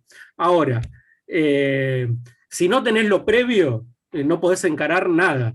Y acá nosotros partimos de tener una gran parte de nuestra población sumida en la indigencia. Entonces, cualquier política de defensa tendría que arrancar por darle de comer a nuestra población, y a partir de ahí, bueno, todas las implicancias que dijeron acá son parte del mismo nudo. Fíjense que, y con esto cierro, en la política nacional, cuando uno discute impuesto a la grande fortuna, discute tocar unos intereses. Cuando discute deuda externa, los acreedores son los mismos que tendrían que pagar el impuesto a la grande fortuna. Y cuando discute el contrabando del complejo sojero, son los mismos actores. O sea, apretemos donde apretemos, del otro lado están los mismos. ¿Cuál es la clave? Y necesitamos un 17 de octubre para tener soberanía. Bueno, necesitamos un 2001 para tener una década, digamos, con un piso de derecho garantizado. Yo creo que la mejor herramienta es la unidad del pueblo. Nos sacamos de encima Macri, pero todavía hay mucho en discusión. El partido sobre la discusión de la red troncal y si va a ser el Canal Magdalena o no va a ser el Canal Magdalena, no es un partido menor. Es un gran partido y se está jugando. Está el decreto de un lado, está el anuncio de la recuperación de la capacidad estatal con la creación de una sociedad del Estado. Fíjense que notoriamente el decreto 949 hace referencia a toda la legislación de los 90. Y la sociedad del Estado es del año 1975. El año de los convenios colectivos de trabajo, el año en que los trabajadores participaban 50 y 50% de la renta nacional. O sea, esos dos modelos están enfrentados. Y es lo que hay que resolver en la Argentina de los próximos años. Muchas gracias. Denis. Justamente la siguiente pregunta va en relación con esto que planteaba Denis, está muy relacionada, que es, está dirigida a Luciano. ¿Por qué planteaste más temprano, que estamos ante una oportunidad de recuperar la entrega de los 90? Que va un poco en sintonía con lo que venía diciendo Denis. No se te escucha, Luciano, te has apagado. Bueno, estamos frente a una oportunidad porque están los vencimientos, ¿no es cierto? Tenemos no solo vencimientos, digamos así, de la entrega a todo lo que fue los 90, en la Argentina se vendieron hasta las plazas. Hay que tener en cuenta que hace 2 años llegamos a tener un veedor del Fondo Monetario Internacional que era un jamaiquino que autorizaba si nosotros podíamos tomar un café o no. Eso fue lo que... De ahí venimos. Digamos, llegamos a tener 830 funcionarios, en su mayoría del CEO y en su mayoría de empresas extranjeras. Hablando de los ingleses, bueno, el ministro de Energía tenía algo que ver, ¿no es cierto? Entonces yo creo que, bueno, eso, tenemos que nosotros avanzar, digamos, en recuperar, digamos, toda esta cuestión. Bueno, lo que hace, por ejemplo, lo que plantea Denis en relación al tema de los... Acá, por ejemplo, en el tema de la hidrovía, la licitación estaba absolutamente todo cocinado, ¿no es cierto? ¿Quién eran? Son 5 tipos. El señor Idígora de la Cámara de Puertos Privados, digamos, y Comerciales, el señor Paduán, que participó de la estafa más grande en la historia de Santa Fe y algo tiene que ver de la Argentina, digamos, con una estafa de $2.000 millones, lo hizo con una empresa inglesa que es la Glencore, que es la que tiene Renova, la fábrica más grande del mundo, digamos así, y está asociada, y ahora se ha quedado. El Banco Nación, nuestro Banco Nación no cobró, los chacareros no cobraron, pero lo que sí se quedaron con casi el 66% fue, ¿no es cierto?, la Glencore, Renova, asociada a Vicentín, el señor Paolo Roca, porque como se dijo acá, la Cuenca del Plata da para mucho más. Ustedes saben que nosotros tenemos el 50% de la reserva mineral de hierro, ¿no es cierto?, que eso está en el MATU, en nuestra república hermana de Bolivia, ¿no es cierto?, y lo mismo en Brasil, tenemos el mineral de hierro más barato del mundo, ¿no es cierto? Y bueno, y eso era quien, el señor Paolo Roca, Paolo Roca, el señor Idígoras, el señor Paduán, el señor Subizarreta, pero, perdón, ¿no es cierto? El señor 4 o 5 tipos en cada cosa, terminamos como bien se dijo acá. Y a la hora... El principal drama que hoy sufre, además de la pandemia, este drama mundial que tenemos, esta situación tremenda que estamos viviendo, que es un tema, además de eso, tenemos el tema de la inflación. Y bueno, y acá, qué sé yo, si agarramos Molino de la Plata, agarramos esta exportadora, no es que está disociado de los grandes dramas de la Argentina, sino que son los que controlan las góndolas, ¿no es cierto? Y son los que controlan los precios. Y bueno, esa es un poco la situación que nosotros tenemos, por eso creo que, bueno, es tan amplio esto que habría que ver. Hasta ahí. Yo quisiera agregar una cosita, ¿puede ser? ¿Puedo? Sí, Mario. Y aprovechamos y también te incorporamos para que puedas desarrollar, porque la siguiente pregunta iba dirigida a vos y tenía que ver con ¿Qué tan restrictivas son las sanciones para adquirir tecnología armamentística a las cuales Argentina se vio sometida por Reino Unido tras la Guerra de Malvinas? Si es posible generar alianzas por fuera de estas sanciones con países que puedan compartir nuestros intereses. Ujú. Bueno, espera un poquito. Sin duda alguna, lo que pretendía el Reino Unido es que nosotros no tengamos ninguna capacidad como para, digamos, tener posibilidad de soberanía en el Atlántico Sur. Entonces, nos cuestionan hasta si un avión que nos ofrecen tiene una parte británica, como han ocurrido con algunos casos, que entonces no nos dejan comprar ese tipo de aviones. Fue restrictiva, muy restrictiva, pero extrañamente, bueno, en el gobierno de Macri, nosotros tenemos contacto con los británicos y le compramos cosas. Y hay una empresa que se llama BAE System, a la cual le compramos. Y acá, en forma vergonzosa para mí, digamos, esto no se ve, yo se lo iba a pasar en un PowerPoint, pero bueno, lo muestro acá como para que se sepa que está en un libro. Y está escrito, ¿no? Y esto es el Comité de Control de Exportación de Armas de la Casa de los Comunes británica, donde aparece la Argentina, no con mucho, pero aparece con más de 7,5 millones de libras esterlinas comprándole, no sé cómo, material británico. Esto debe haber ocurrido en la época de Macri. Pero también lo que ocurre es que nosotros estamos limitados, por otro lado, a poder hacer, por supuesto, mantienen ellos esa limitación, y nos ponen en esta alianza Estrotan, que vuelvo a repetir, esta alianza Estrotan nos da ciertas ventajas con respecto a Estados Unidos, que no son ventajas, nos permiten comprar un armamento de segunda o tercera categoría. Solamente los descartes que tenga la OTAN o los descartes que tenga el Reino Unido nos permite esa alianza Estrotan. Y acá hemos comprado esos aviones que estaban en el desierto, que no sirven para nada, frenando la industria del Pampa. Yo estoy acá hablando adelante del doctor Marcos Akis, a él no le gusta que le diga doctor, pero de Marcos, que bueno, aparte lo quiero felicitar porque ha creado la facultad, ahora la nueva carrera de aeroespacial, que eso también es importante, y estamos pensando en qué pasó también, porque en la economía del espacio. Nosotros hemos hablado del mar, de la tierra y todo esto, pero nos hemos olvidado en esto de pensar la economía del espacio. Y el espacio aéreo, y sobre todo, qué significa el espacio ultraterrestre, ¿no? Ahí nosotros en el periodo de Macri hemos entregado, hemos entregado el desarrollo del ARSAT y hemos otorgado a empresas extranjeras las avenidas soberanas que tenemos. ¿Dónde está el ARSAT o dónde están los satélites? En una avenida que nos pertenece. Bueno, Macri lo que hizo fue meter satélites extranjeros para que compitan con esto. Por lo tanto, nos dejan en una situación relegada y con la situación de esta preferencia que tenemos como aliados extra-OTAN, nos venden solamente armas de tercera categoría, de descarte, que puedan tener las grandes potencias. Ahora, estos acuerdos donde aparecen las compras al Reino Unido, a las corporaciones privadas, estas cosas están, digamos, alguien las debe conocer, están publicadas en libros de ellos.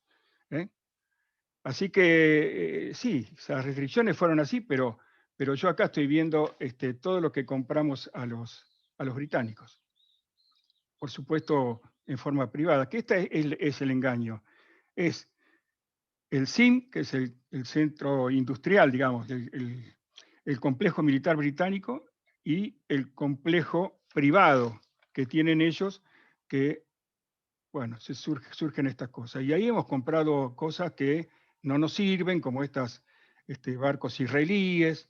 Hay acuerdos, ya saben ustedes con quién tienen acuerdos los israelíes, y quiénes fueron los nexos en el gobierno de Macri. Pero bueno. Un minuto, Mario. ¿Sí? Sí, sí, no, para mí está, digamos, en líneas generales, pero quería rescatar esta idea de que también el espacio aéreo y el espacio ultraterrestre, es como si nosotros, hoy lo que puso Denis, lo que pusimos nosotros de Argentina, ustedes lo trasladaran como si fuese un cubo hasta 100 kilómetros de altura. Imagínense todo eso, ese espacio, con las líneas de los mapas más 12 millas, o sea, un poco más que el continente. Ese es el espacio aéreo, y el espacio allá arriba, el espacio ultraterrestre. Entonces, esto lo tenemos que ir viendo en capas, desde la soberanía de los fondos marinos, la soberanía territorial, la soberanía cultural, la soberanía económica, la soberanía del espacio aéreo, las ondas electromagnéticas. Con esto cierro, pero les quiero contar una cosa, y a veces me excedo yo, pero quiero decirles lo siguiente: las ondas electromagnéticas son recursos naturales y tenemos que ocuparlas, así como ocupamos el espacio. Las ondas electromagnéticas son recursos naturales tal como el suelo, con la única diferencia que ambas producen una cosa, otra cosa, pero las ondas electromagnéticas no se desgastan como el suelo. Y en el suelo estamos también en esta producción liquidando nuestra riqueza, y estamos entregando el agua virtual, que por cada kilo de soja o por cada kilo de maíz se van 1000 litros de agua, y por cada kilo de pollo se van 1000 litros de agua, y nosotros entonces pensamos que el agua es lo que tomamos, y son 500 veces lo que tomamos por día, el agua que estamos vendiendo y no cobrando. Que esto también tendría que tener un canon, porque ellos sí nos van a cobrar el agua. Entonces, esto que el campo se ve perjudicado, a ver si nos pueden pagar al pueblo argentino el agua que es de todos. Perfecto. Bueno, Muchas gracias, Mario. Pasamos a la siguiente pregunta. dale, la siguiente va dirigida a Denis, es si el acuerdo de la hidrovía forma parte del acuerdo del Mercosur, Denis. No, es en el marco del acuerdo del Mercosur, son dos acuerdos distintos. Sería el acuerdo de la hidrovía es como el acuerdo de transporte del Mercosur. En eso, yo no lo toqué en la intervención, pero hubo un hecho relativamente importante en estos días. Además de esos acuerdos, hay otros acuerdos en relación al transporte marítimo y fluvial. O sea, cuando uno habla del sistema fluvial y marítimo argentino, hay que tener en cuenta que son sujetos geográficos distintos y por lo tanto tienen jurisdicciones distintas. Yo por eso decía que, lo decía al principio, que es un tema complejo, porque el río Paraná, hay un tramo que está en la jurisdicción totalmente argentina y está sometido a un tratado de transporte regional. Después está el Río de la Plata, que el Río de la Plata tiene aguas compartidas entre dos países y tiene una administración común, que es la administración de la CARP, la administración común del Río de la Plata, que es ahí donde se aprobó el Canal Magdalena. Pero bueno, es también ahí donde a libro cerrado el macrismo aprobó la profundización a 47 pies del puerto de Montevideo y lo entronizó como el puerto director del Río de la Plata. Por eso nosotros insistimos tanto en que es el Canal Magdalena más un puerto director propio en el estuario del Río de la Plata.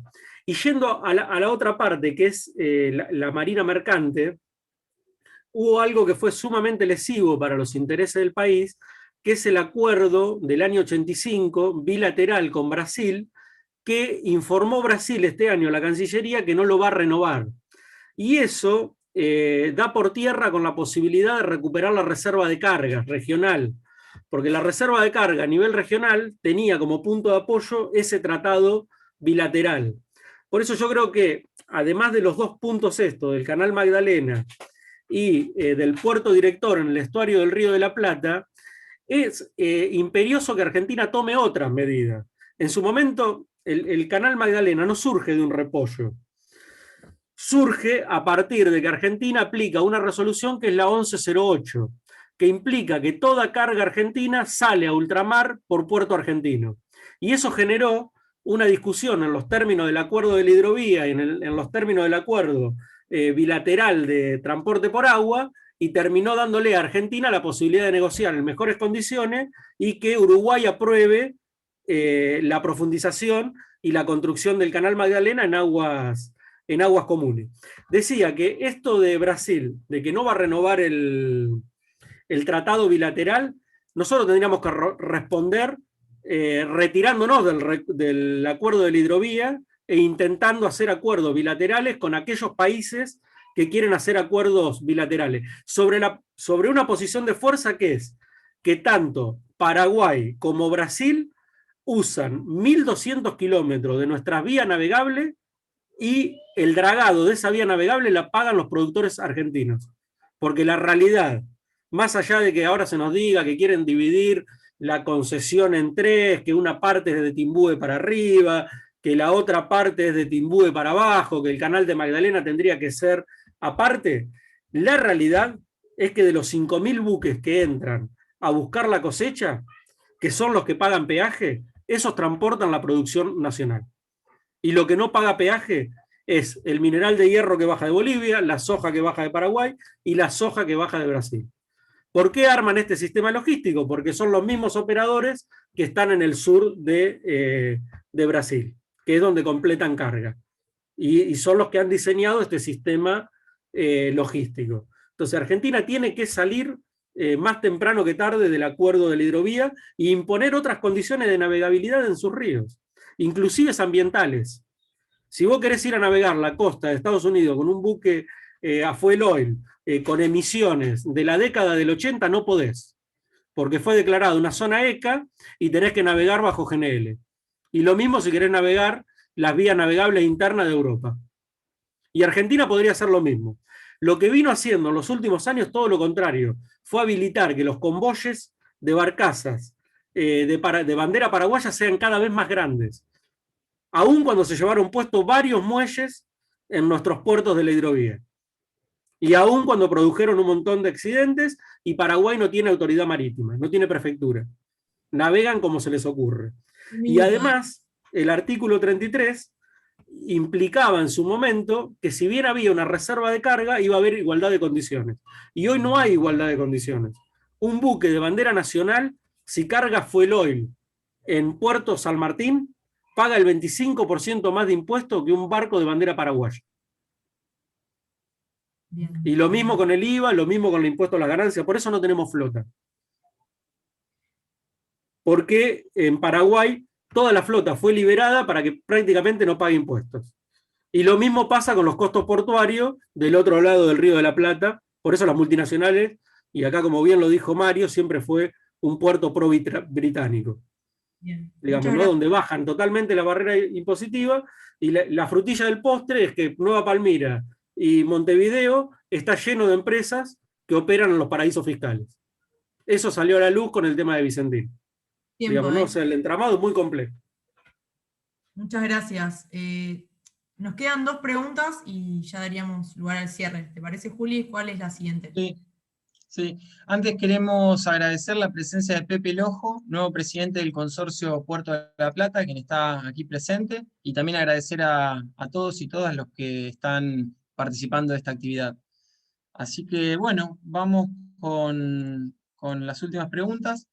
La siguiente, dirigida a Luciano, tiene que ver con qué iniciativas pueden unirnos como pueblos hermanos para dar la pelea por la Cuenca del Plata.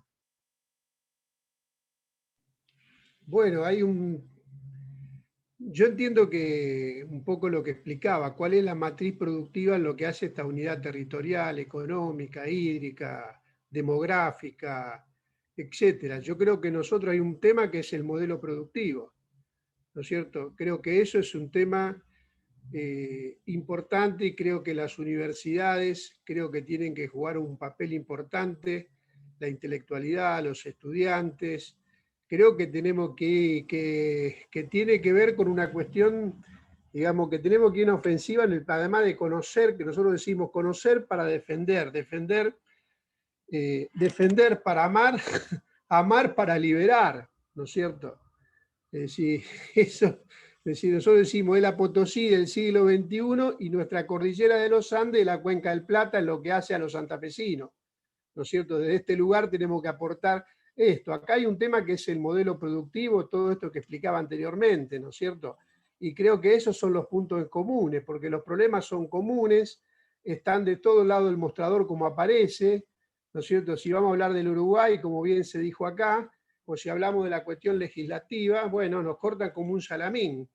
Hasta en las provincias tenemos una legislación a la hora del tema del Paraná, tenemos una legislación en la Argentina, tenemos una legislación en Santa Fe, otra legislación en Entre Ríos, y así, es decir, nos cortan en materia legal, en materia, digamos, legislativa, nos van cortando esta de la balcanización, que un poco la idea que tiraba Mario, que es muy importante esto, digamos así. Nosotros creo que tenemos que ir a una ofensiva en el plano ideológico. Yo planteaba Potosí, bueno, de Potosí, esa matriz productiva, digamos, bueno, ahí por un lado estaba el centro, la plata, los metales preciosos, bueno, de ahí nació nuestra emancipación americana, ¿no es cierto?, con los levantamientos Tupac Amaru, que no comenzó eso, digamos, no comenzó en el 25 de mayo, sino que fueron los levantamientos de los pueblos que sacudieron todo el continente. Y por otro lado, en la primera universidad de América del Sur, ¿no es cierto?, en Chuquisaca, ahí estuvieron Belgrano, Castelli, Monteagudo. Bueno, creo como nosotros, por eso decimos, hablamos acá, vamos a crear un instituto, digamos, que tiene un nombre, digamos, soberanía para la noble igualdad. Nosotros decimos que, y bueno, creo que tenemos que replantearlo cuál es el modelo, digamos, la División Internacional del Trabajo que no han asumido, y desde ahí unirnos con los pueblos hermanos, que entiendo que es la causa un poco por qué la Argentina sangra por la barranca del río Paraná, América del Sur, y bueno, ahí creo que tenemos muchos puntos en común. Lo que han hecho con el Uruguay, Uruguay es la plataforma logística, como bien se dijo acá, desde siempre. ¿Qué es Uruguay? Y Uruguay, el origen de Uruguay, que es un fuerte donde estaba la armada, digamos, española, y las invasiones inglesas vinieron desde ahí, digamos, ¿no es cierto? ¿Y hoy qué es? Y bueno, el Uruguay, ¿qué es? Es la plataforma logística para el saqueo del mar argentino y de toda la cuenca del Plata, ¿no es cierto? ¿Qué son los puertos? Y los puertos, lo fundamental, son zonas francas. ¿Qué es una zona franca? Y bueno, una zona, digamos así, donde en realidad no es solo un tema impositivo, sino que es un tema de contrabando.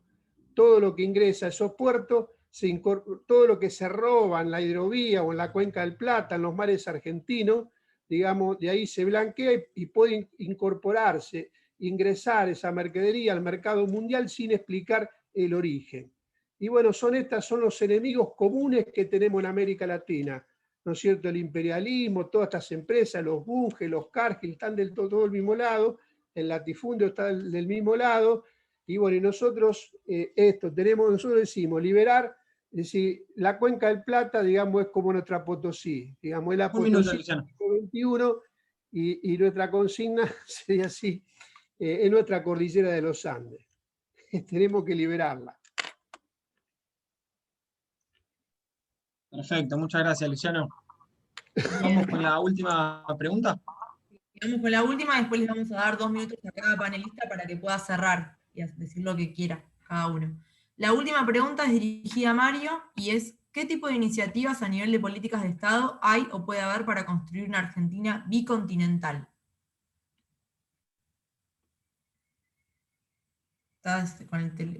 Ahí estamos.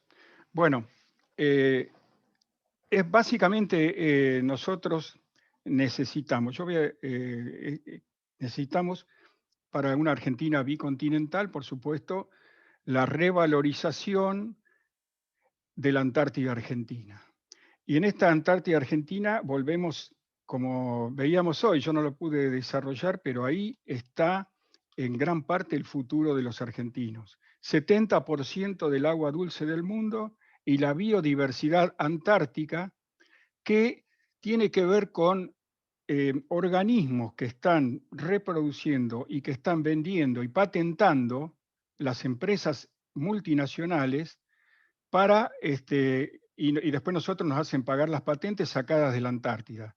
La Antártida tiene una riqueza en biodiversidad con respecto a lo farmacéutico, a lo médico, extraordinaria.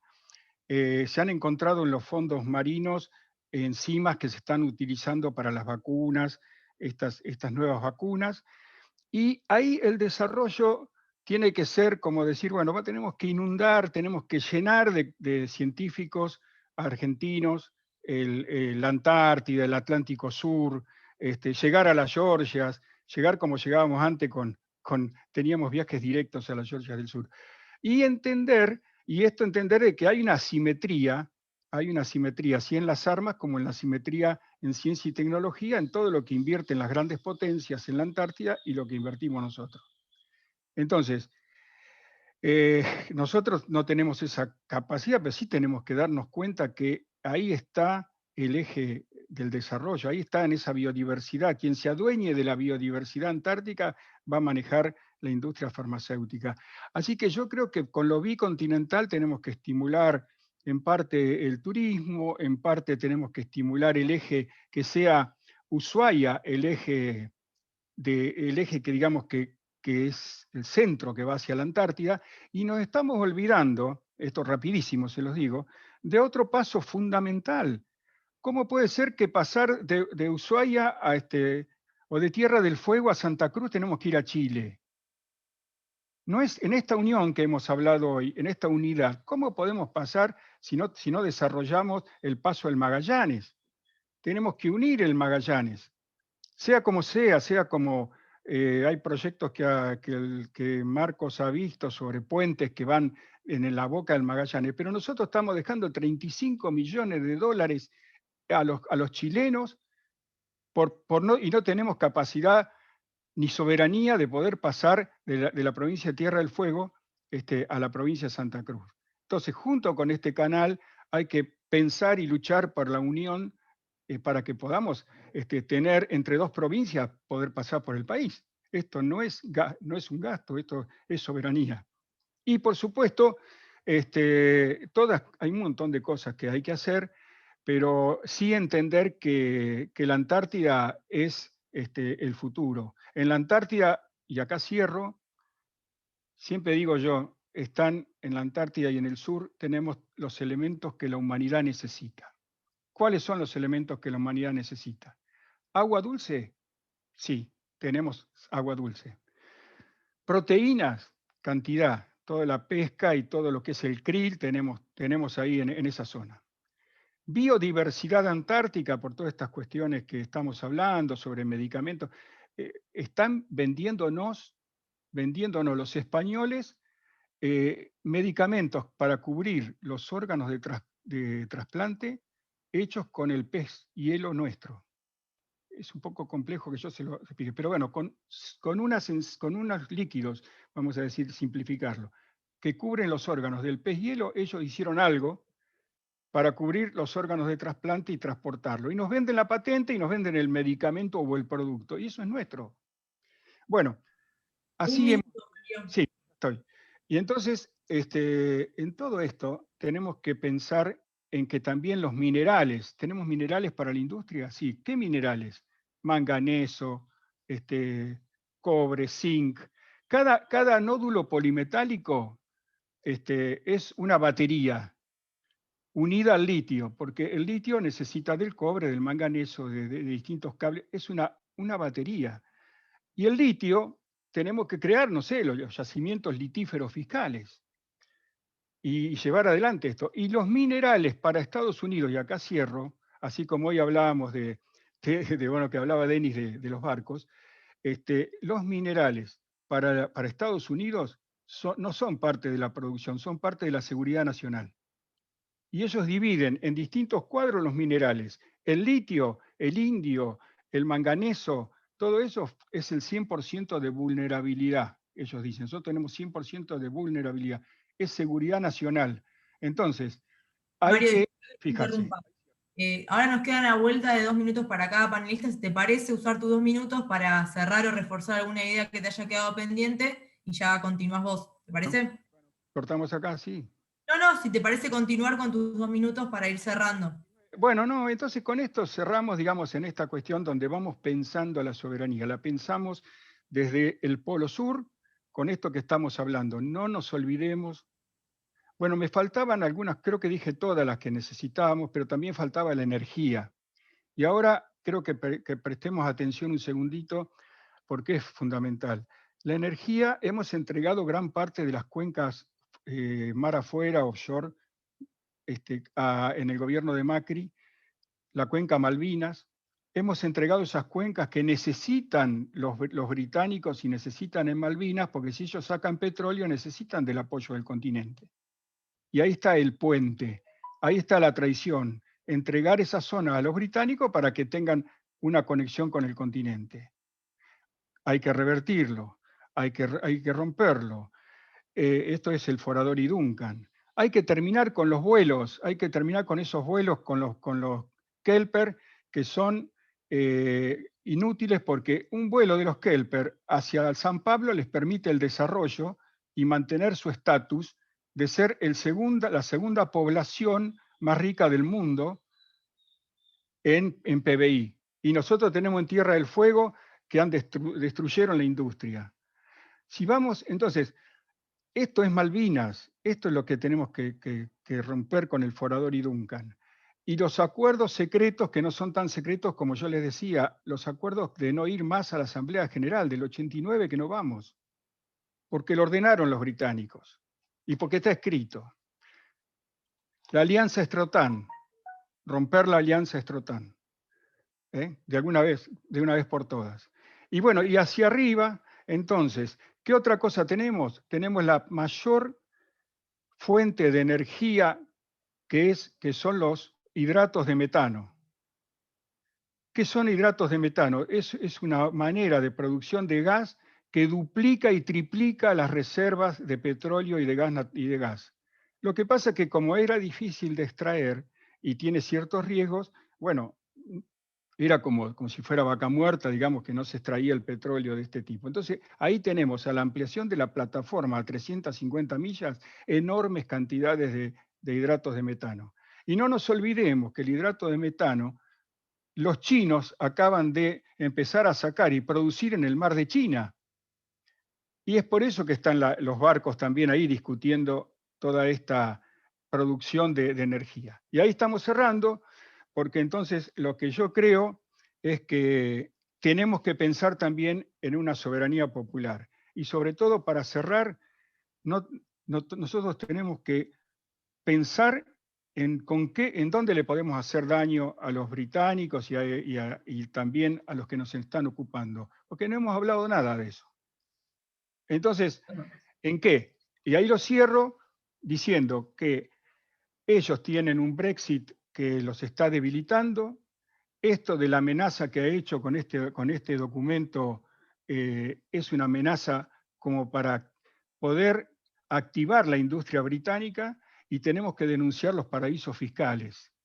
Cierro acá diciendo que cómo puede ser, yo me canso de repetirlo, que el único banco y que es paraíso fiscal que está en Malvinas, Standard Chartered, el único banco, tiene sede en Buenos Aires. Entonces, ¿no decíamos que no hay que tener conexión que favorezca a los ingleses o a los Kelper? Y tenemos el único banco y tenemos sede en Buenos Aires. Y nadie habla de esta situación que son paraísos fiscales, también las Islas Malvinas. No serán en gran escala por ahora, pero ¿por qué está este banco en Buenos Aires y en Malvinas? Bien. Bueno, ahí cierro porque muchas gracias, Mario. Tenemos que ir por ahí. Muchas gracias, Mario. Bueno, le damos lugar a Luciano, tus últimos 2 minutos para hacer un cierre, reforzar o cerrar como te parezca. Desmuteate, Luciano.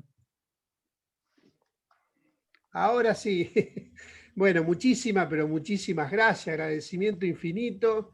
Realmente esto te llena el alma, el corazón. Y sencillamente decirle nosotros soberanía, soberanía, soberanía. Y como dijo Manuel Belgrano, ni amo viejo, ni amo nuevo, ningún amo. Y reivindicamos la figura de Belgrano permanentemente, ¿no es cierto? Ese político, científico, ¿no es cierto? Educador, pero educador para la libertad, para la emancipación de los pueblos, ¿no es cierto? Así que más que nunca Belgrano, ¿no es cierto? Y además, y sencillamente decirle que los invitamos, tenemos que abrir una brecha, que es bajar el decreto 949, y los invitamos el 2 de abril, donde vamos a estar junto a nuestros combatientes de Malvinas, ¿no es cierto? Ahí estamos, ¿no es cierto? Nuestros combatientes de Malvinas, haciendo en las condiciones de ya de la pandemia y todas las cuestiones que nos limitan, pero junto a los combatientes de Malvinas vamos a estar juntos en este foro por Recuperemos el Paraná, recuperemos la Cuenca del Plata, y agradecimiento infinito. Soberanía, soberanía, soberanía, para que en el trono de la vida cotidiana esté la noble igualdad, la igualdad de los pueblos de América del Sur. Gracias, chicos. Muchas gracias, Luciano. Gracias a vos, Luciano. Si te parece, ahora, Denis, tenés los 2 minutos para cerrar alguna idea, reforzar lo que te haya quedado. No, bueno, voy a usar los 2 minutos fundamentalmente para hacer una invitación, digamos. Creo que se ha dicho y se ha abordado el tema, digamos, de manera integral, y eso es muy importante. Pero creo que más allá de eso, las ideas hay que defenderlas también con acciones. Del panel hemos participado tres compañeros que somos parte de distintas organizaciones que han sido parte de la derrota del macrismo. Y también veo en la sala muchos y muchas compañeras que también son parte de eso, y la invitación que queríamos hacerle a todos y a todas es el 22 de abril vamos a hacer un plenario regional en nuestro camping en Ensenada. Acá se dijo que Montevideo siempre fue la plataforma de los grandes poderes que acecharon nuestra soberanía.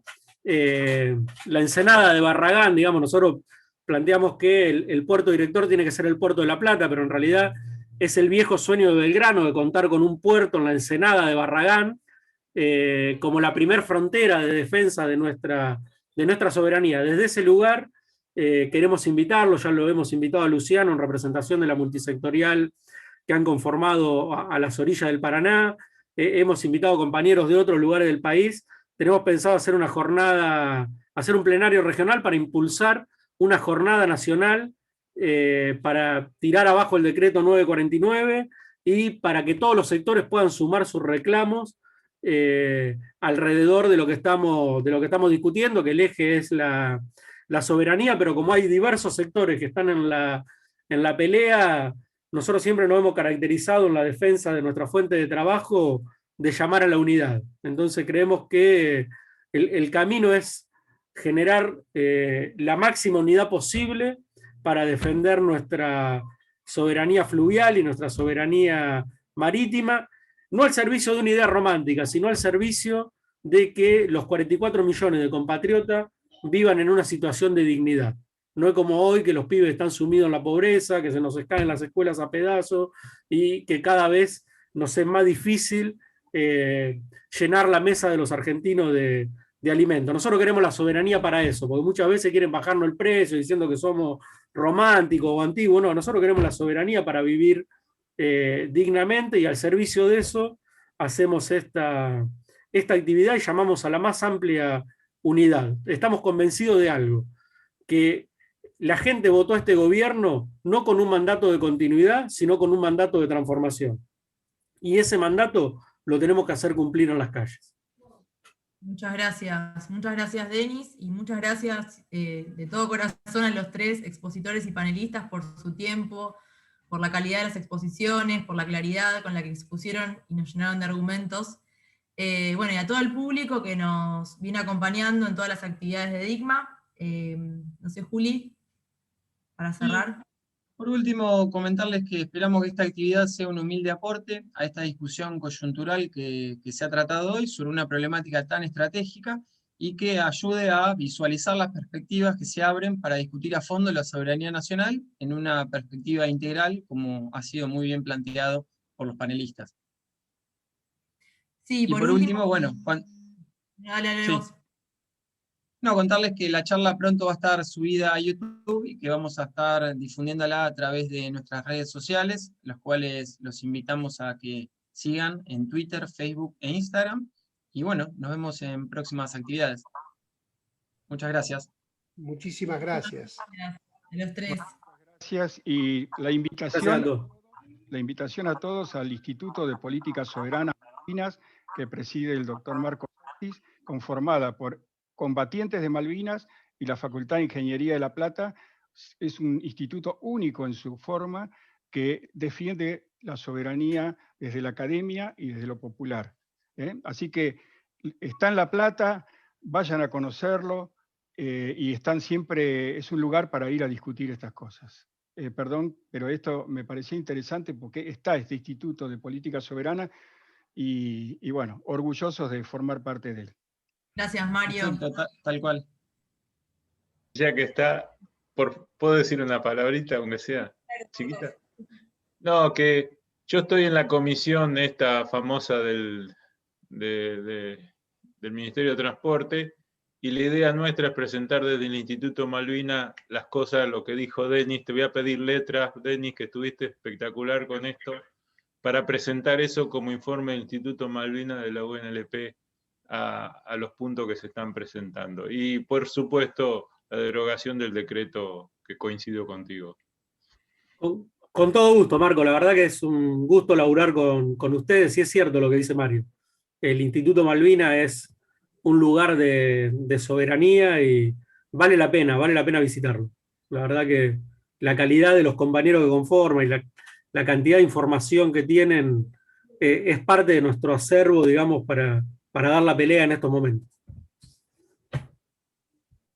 Tal cual, tal cual. Agradecemos mucho y coincidimos y sumamos a lo que se está diciendo en torno al Instituto Malvinas y a todas las formas en que podemos ir encontrando para hacer fuerza y construir masa crítica en torno de estos objetivos muy importantes para la soberanía nacional.